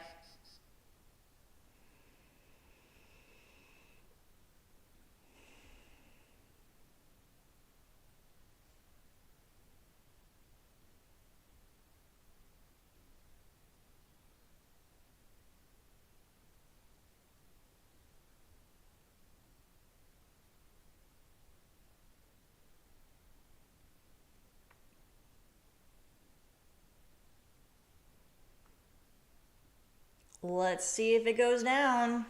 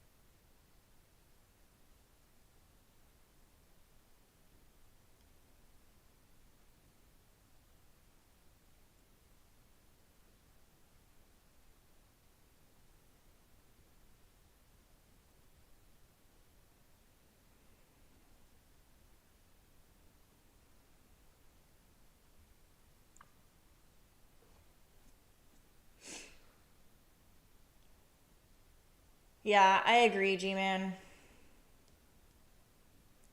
It was definitely pinching between that low of day and point of control VWAP area.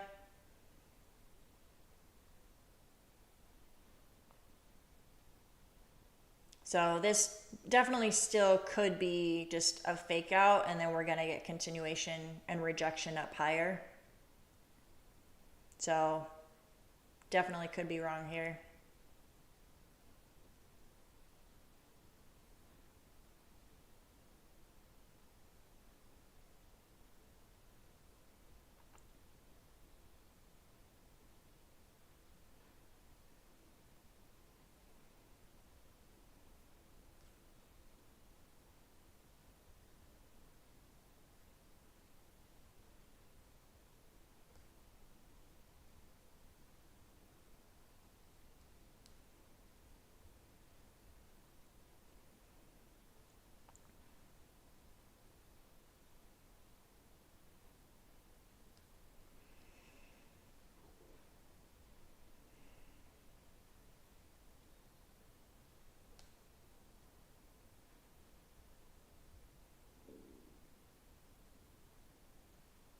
I'm torn on my target. Bookmap has all those orders down at 150, but value area low is at 160, and then we have quite a few wicks and volume here at like 168, 170. So I'm kind of wondering if I'm being too greedy with my target at 150.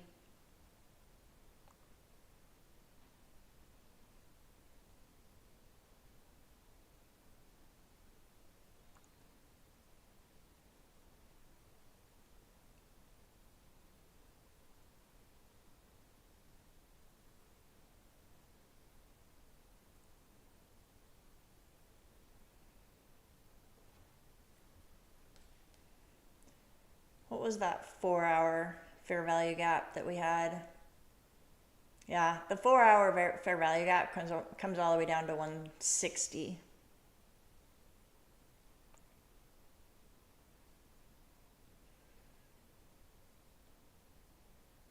I think I like 160 better, just because there's lots of areas down there that it could bounce.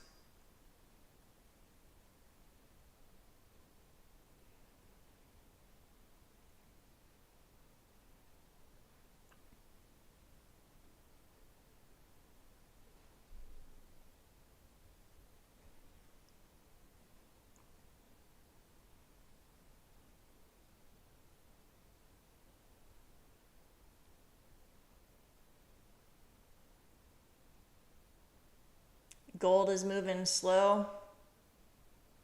I haven't looked at it.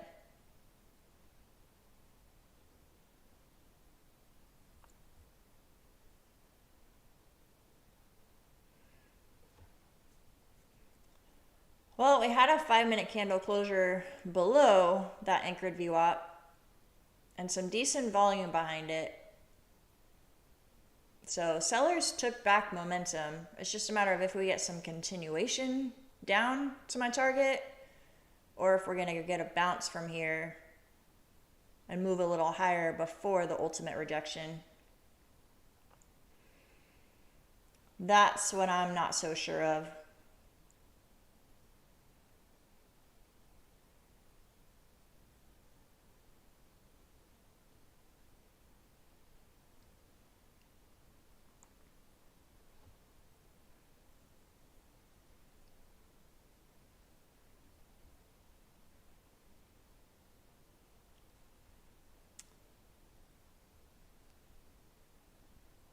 I didn't even put my opening range low on here, or initial balance low, which that makes me feel like this might be a failed auction.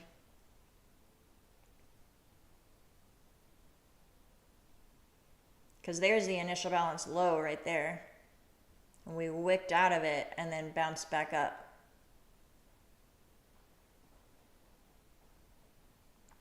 So that could have just been a dumb move on my part, a mistake. Taking a short right into the initial balance low.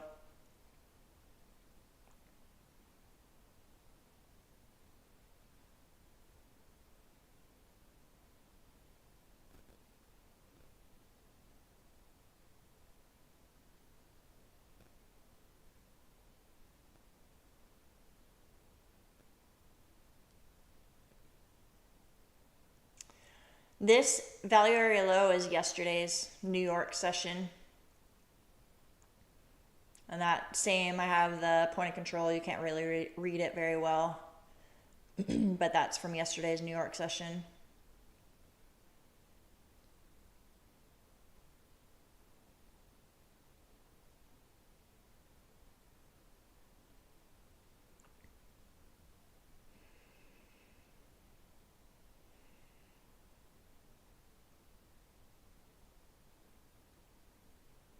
We're getting a strong buy up off that initial balance low, you guys.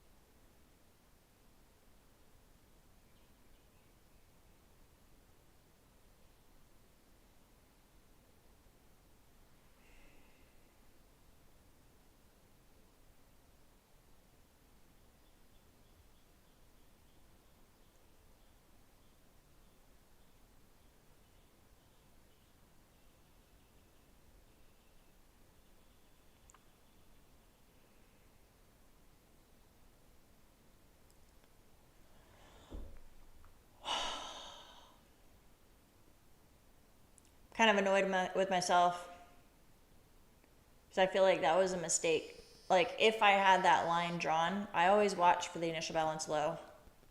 I don't know why I didn't draw it. Because my head would have been thinking failed auction. So now I'm debating, should I just kill the trade early?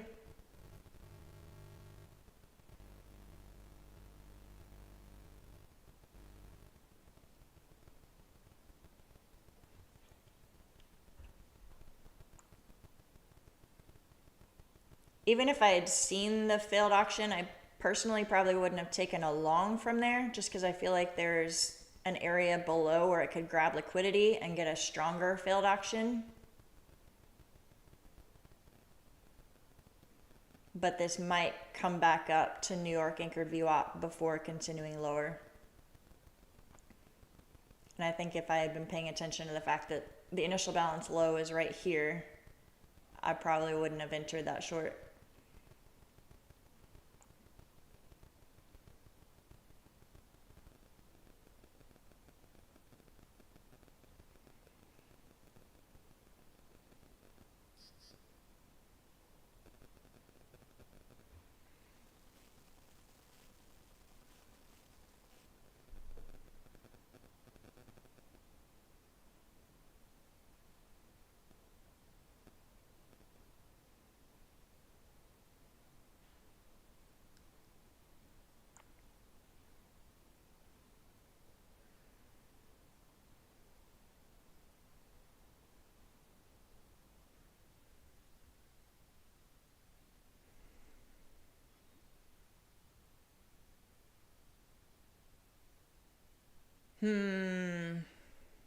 I don't know, guys. 2 minutes left on this 15-minute candle. So far, there's a pretty big wick underneath. Let's see how this 15-minute candle closes. I do still think, like I said, I probably would not have taken a long for a failed auction. Just because I feel like there's enough liquidity down here that it could have gone lower to get a good bounce.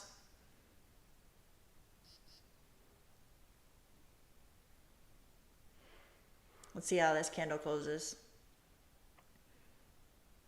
If it closes strong without a wick, I'll get out early.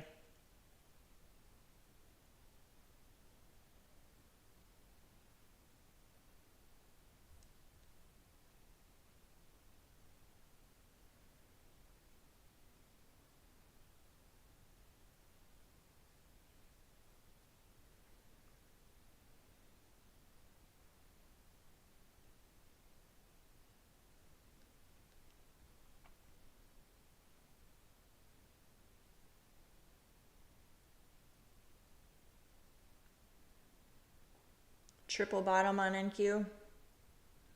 Triple bottom on what time frame? Like the 1 minute?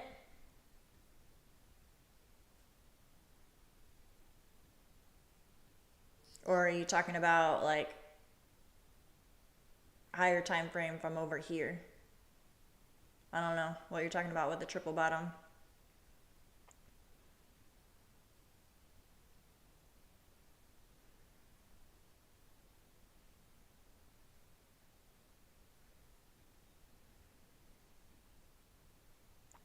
So for it to be a technical failed auction, you have to wait for the 30-minute candle closure to close back within the range. So we still have 15 minutes on this candle.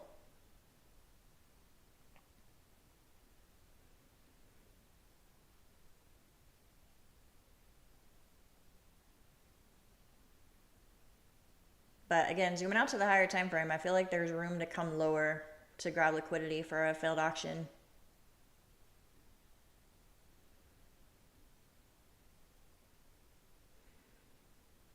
There's also a pretty big fair value gap on this candle right here to where it could come back up to this point of control before rejecting. So kind of in a middle spot, in my opinion.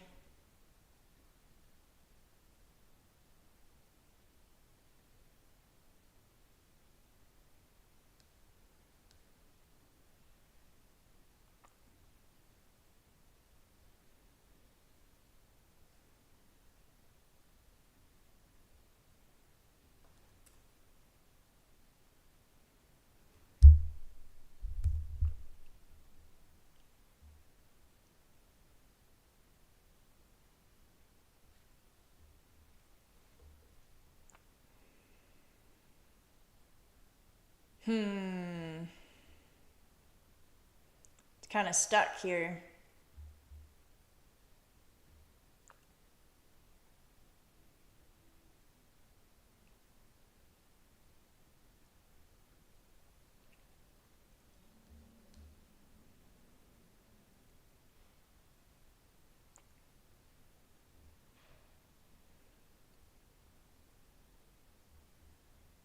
What's it gonna do?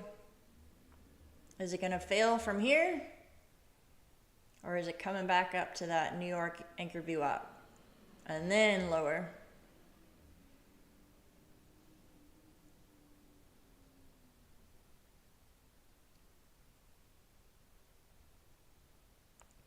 The mini and the micro charts are different.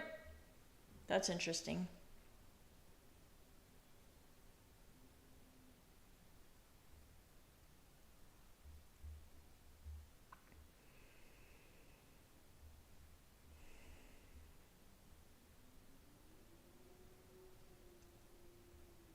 This 15-minute candle right here is like, I don't know what I want to do.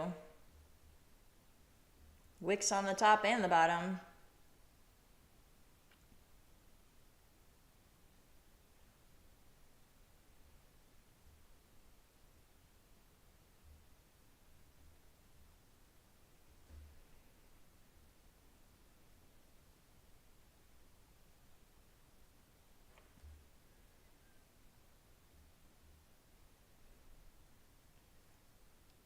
Yikes, you guys.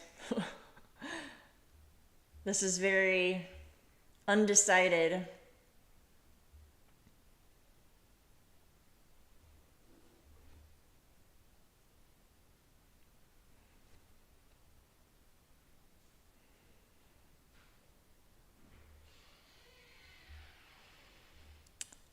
All right.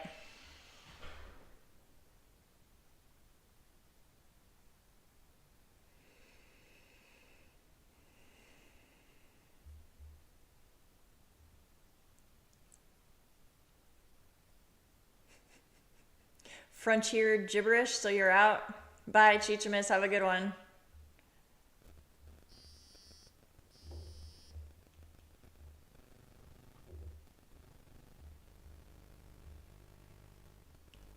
I'm still going back and forth in my head about should I kill it early? But I'm wondering if it's just going to drop from here. Because it's not looking like it's going to bounce. Or at least buyers aren't showing up. If you come out to the 5-minute, there's quite a few wicks on the top side. There's no continuation up.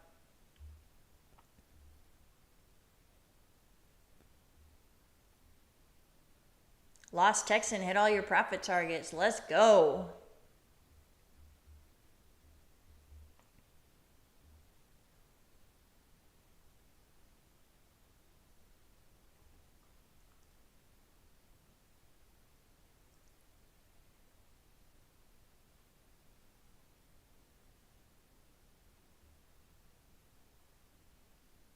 If I get out and it drops, it'll be annoying. May as well stick to your plan. Yeah, the reason I'm going so back and forth about it is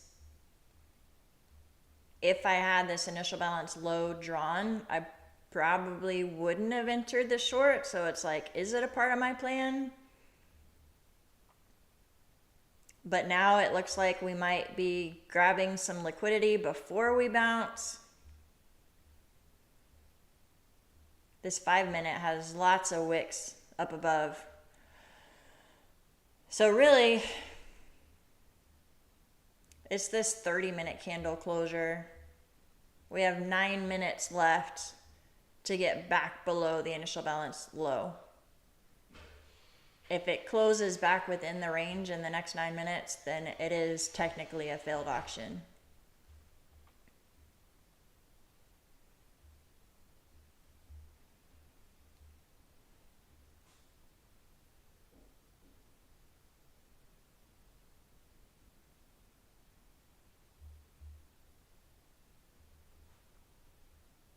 You think it'll close within the range?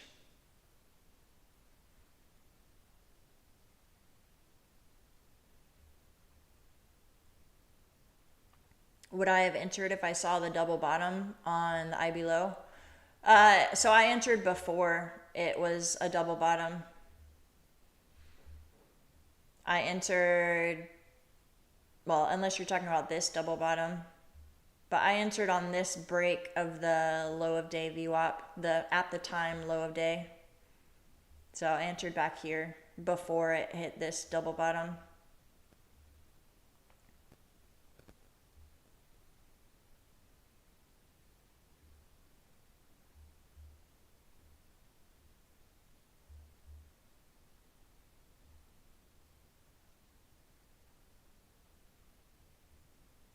Three out of 5 on the day for Travis.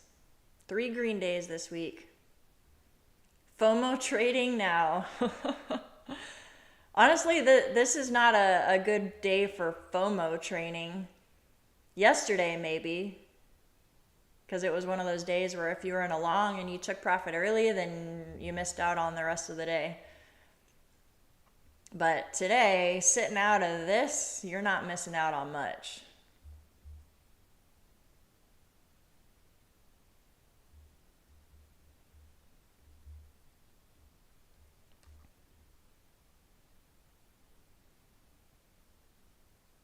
You guys. This is annoying.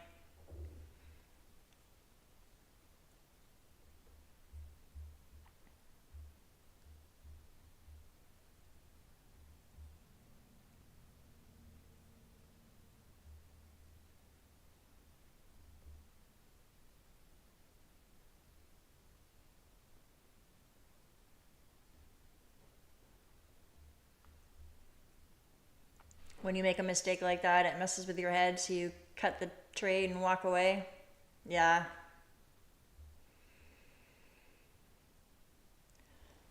Yeah, I think the reason for the back and forth is, yeah, if I look back, I probably would not have entered. But now that I'm in it, maybe I'm just creating this story for why I should stay in it. But there's lots of wicks to the upside. If this is a failed auction, buyers are not buying it up. So it's not like we're bouncing to the moon. Lots of orders on Bookmap below. So I feel like it's going to come down at some point, grab this liquidity before it bounces.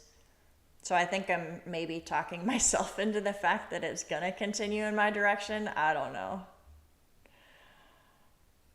Maybe I'm to the point where I'm creating stories. You guys ever do that, or you've been sitting at the chart long enough and it's choppy like this ugly price action, and you can make an argument for longs and shorts? That is when you know you should stop trading, right? Oh my gosh.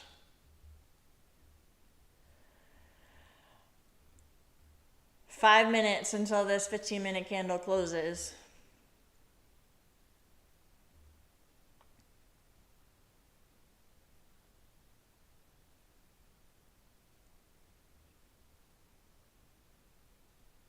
Christopher, finished for the day. It's too choppy. Yep.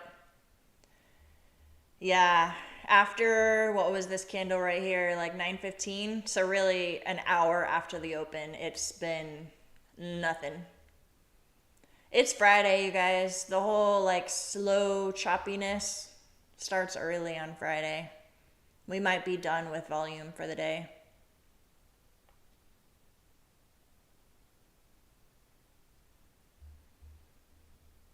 All right, so as we've been talking, I got the form made. Oh, you guys, we have 49 likes. We got to get one more. I can't do it. I can't give it to you guys with 49.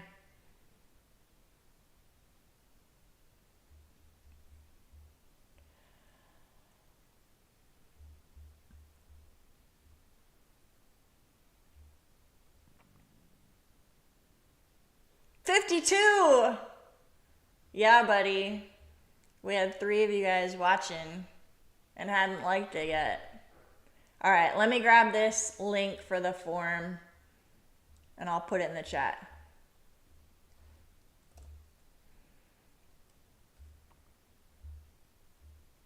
Doing a giveaway. So it's a 50K account for Top 1 Futures Elite Challenge. 50K Top 1 Futures Elite Challenge. So fill out this form.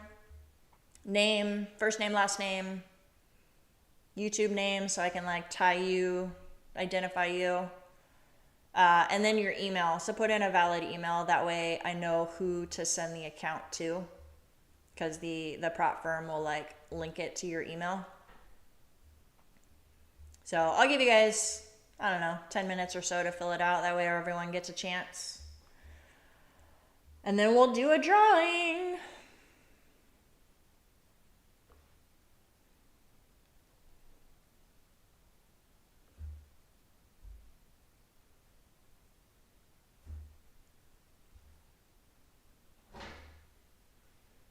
Come in here. Come here. I got my son here. My other kiddos are at VBS, but this little guy wasn't feeling very well, so he stayed home with me. No spamming the email. Nope, I won't spam your email. So this little guy, his name's Cooper. He wants to be a YouTuber. So every time I ask him what he wants to be when he grows up, he wants to be a YouTuber. So he's actually started his own little channel, just fun stuff with like siblings around the house. What is your name? Cooperman F? Yeah, Cooperman F. Cooperman F. If you guys want to go follow, I'll tell you, his videos aren't like amazingly edited, but he's learning. He's having fun with Canva, like laser eyes and different features that you can add on. Cooperman F. Yep.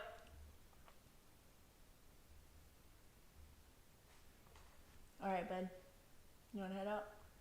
I'll be done in a couple minutes. Love you. Bye. Is he interested in trading? I don't know. He's not interested in like learning it necessarily. But it's funny, my kids, they know like these little risk reward tools that I use.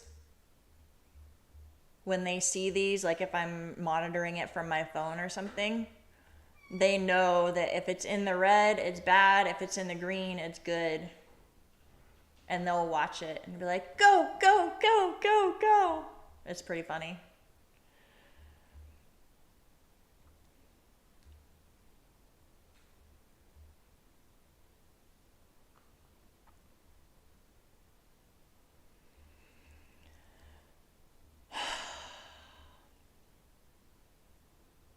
All right, well, 12 seconds and that candle is technically closing within the range.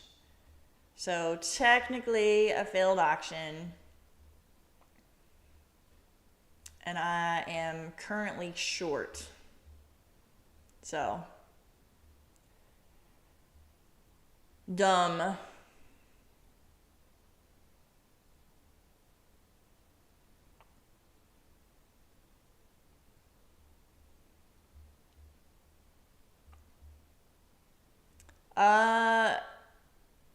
G-Man, you said it's not loading for you?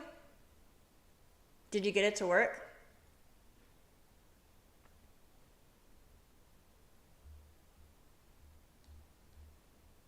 Okay, cool.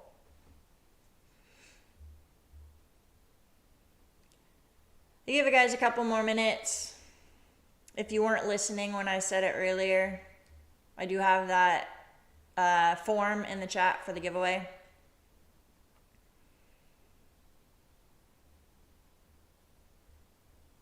I'm gonna get out of it, guys. I'm annoyed with myself. Just lost profits from the first trade, so at break even. Again, if I had been paying attention to where that initial balance low was, I would not have taken that trade. Dumb. That's all right. I do still feel like I would be interested in a short because, for one, I don't feel like we grabbed a really strong area of liquidity. So I think this is kind of just a fake buy up. And it's not like a strong bounce. It's not looking like it's gaining momentum to go to the other end of the range. There's no volume behind it.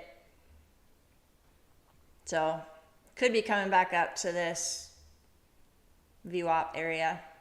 Could be a possible spot to watch for a short.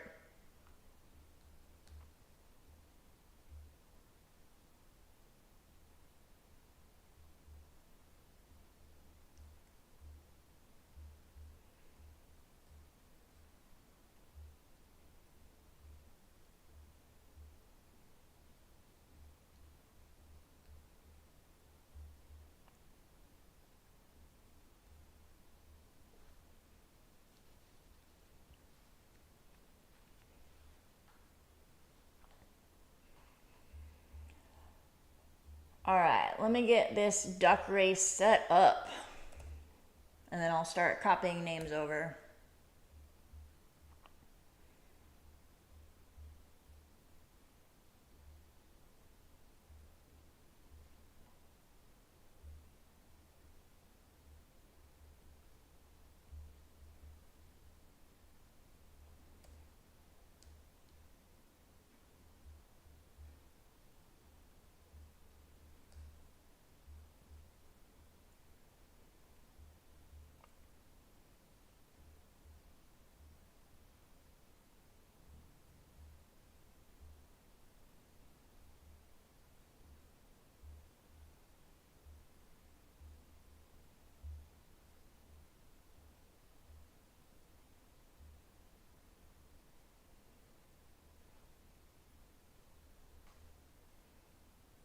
Do my regulars get 2 ducks? Not a bad idea.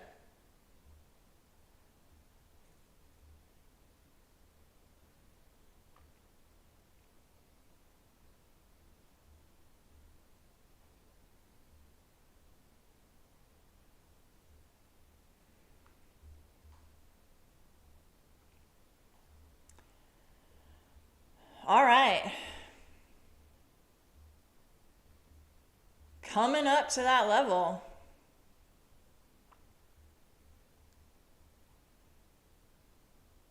So far, it's rejecting New York anchored VWAP.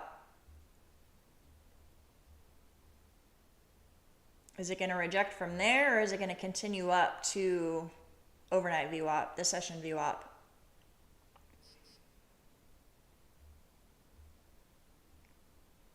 Anchored VWAP is always a good level, but there's so much more. Like if you look at the volume, there's so much volume up here.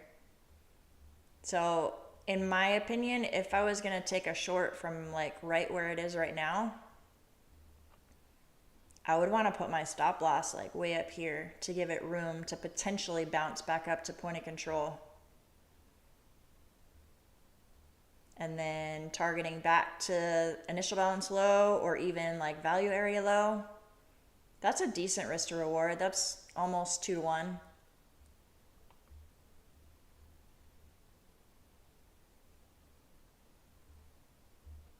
All right, guys, I'm going to give you 1 more minute and then I'll call it. 1 more minute to enter the form and then I won't add any more names.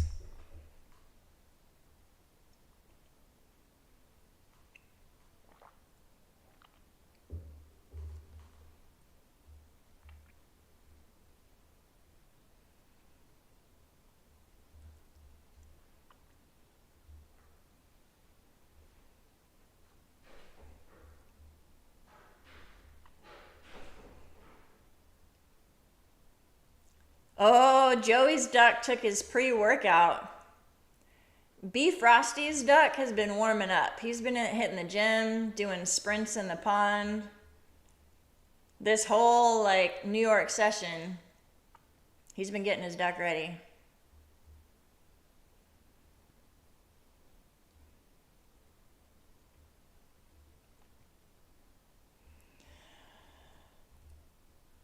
All right, guys, I'm still watching this area.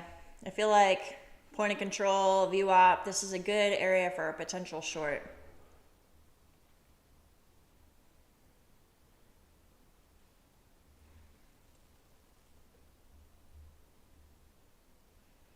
Sasmit's duck is lazy, but he's still gonna win.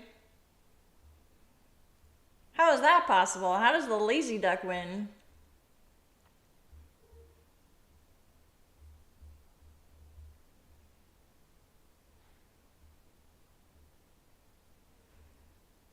All right, I'm gonna go ahead and copy everyone's names over.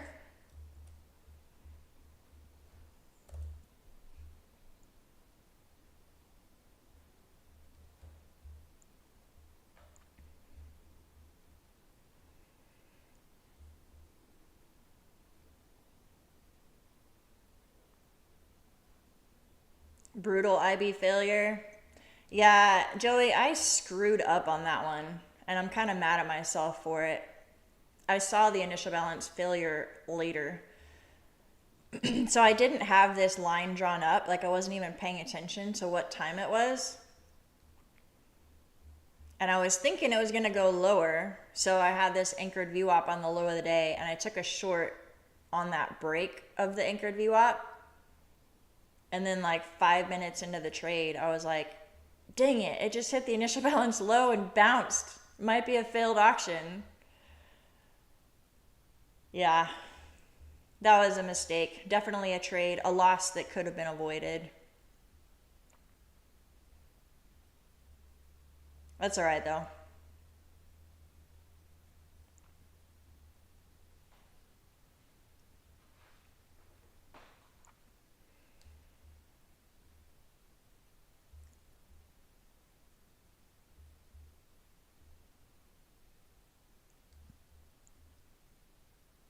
Man, so I feel like this little red dot where I have my spot that I'm watching, that's where I want to short, but it's not coming up and it's not rejecting. Starting to make me unsure. This is just getting choppy and slow, you guys. Friday afternoon slowness. Well, it's not afternoon yet, but Friday slowness. Place a magnet at the top. Draw a little line. Be like, this right here, that's where I want you to go, price. Listen to me. All right. Let's do some ducks, y'all. Let's do 1 minute and 30 seconds. That was fun last time. Oops. 1:30. Set.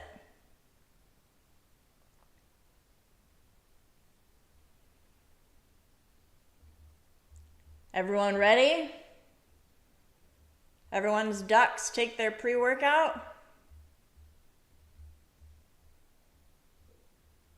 That'd be funny if Joey's duck like jumps out in the lead and then it just slows down at the end. Your pre-workout wore off a little bit too fast. All right, on your mark, get set, go.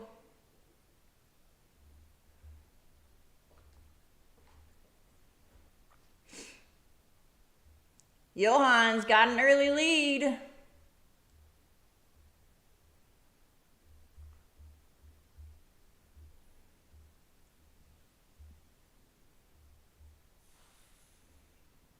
Ooh, it's a pretty tight race.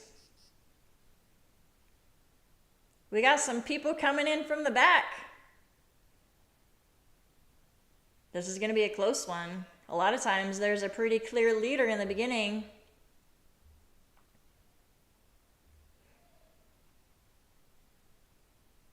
Oh, Sasmit pulling out front.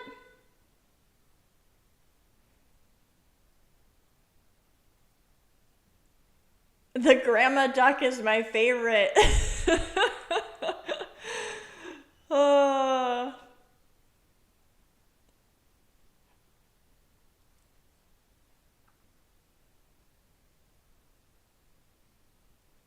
Brian, turning it up. Oh my goodness.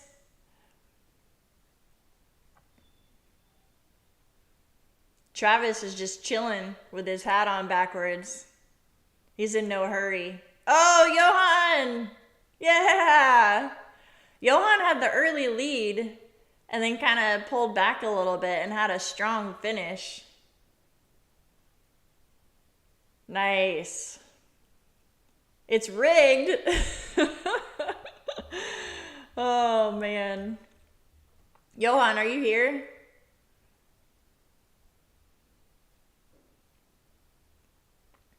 Is Johan in the chat?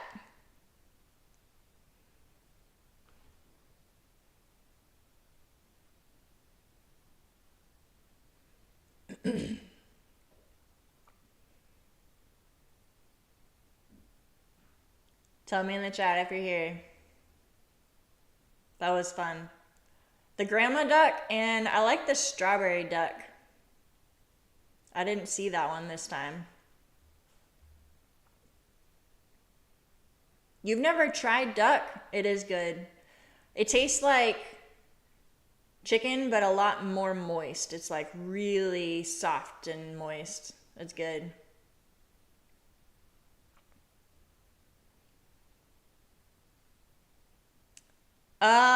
VK, is that Johan? Let me look at my list. I can figure out who it is.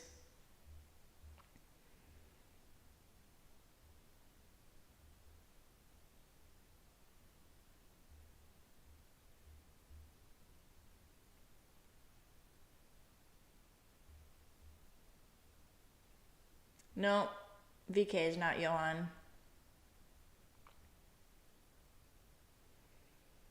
Well, we might have to do another race, you guys.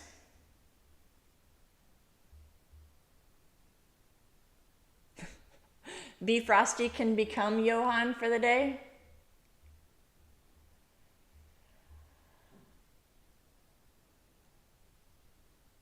All right, you guys.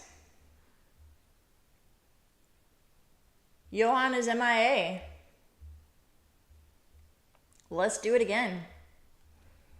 I'm going to copy the names, make sure I got them all in there. We'll do it again.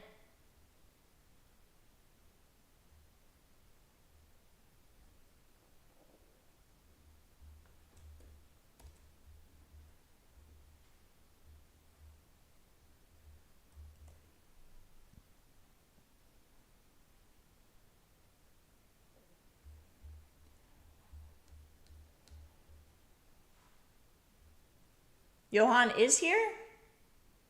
LSJN?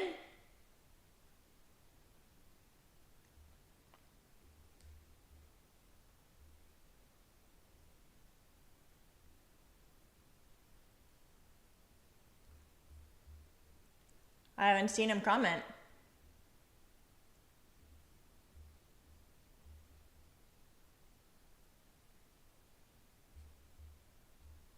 Type in the chat, LSJN, is your name Johan?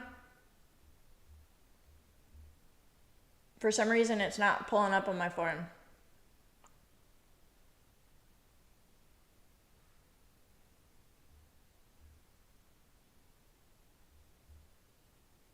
All right, cool. He is. All right. We got you. No more duck race then. Cool. All right. Let's bring our screen back up. So still sitting at that area. This is kind of just my drawing. I haven't entered. But looking for this level, see if we get a rejection from there. I don't know though, you guys. Volume is quite a bit lower. Starting to slow down.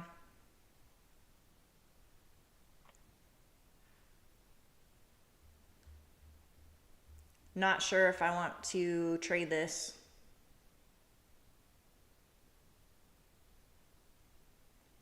What are you guys thinking?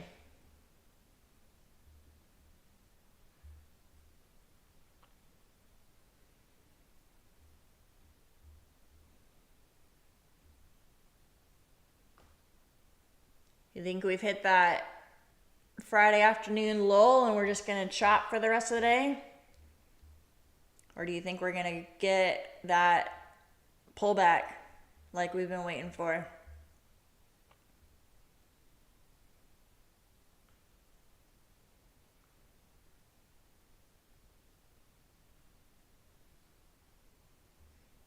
Joey says, call it and go enjoy the weekend.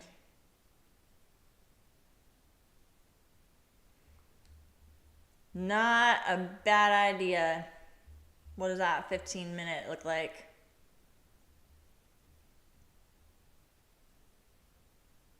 $251-ish would be filling that 15-minute fair value gap, which is also right where that support has been all night. So I'll move my little dot so we can actually see what price is doing. But yeah, I feel like if we get up here, that would be a good spot to potentially take a short.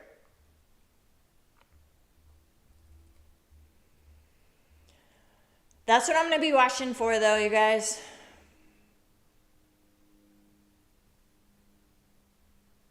Travis says walk away.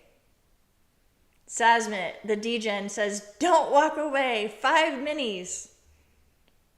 Full port short from right here. Do it. Not financial advice. Yeah, I think I'm going to call it. What I'm going to do, I might take this trade off stream possibly. But I'm going to watch. What I'm watching for is this level, like 251. If it comes up here and all of a sudden sellers just show up and we're showing signs that we're actually going to get some volume and reject and go lower, I'd be interested in a short. But that's the 15-minute time frame. If we continue to kind of just like shop around and we don't know if it's going higher, we don't know if it's going lower, there's not really any strong direction, then I don't want to trade it. I would only want to do it if momentum shows back up. So that's what I'm going to be watching for, you guys. Cool. Well, I had fun trading with you guys today. It was a good day. Y'all have a good weekend. Take care. Have a good one.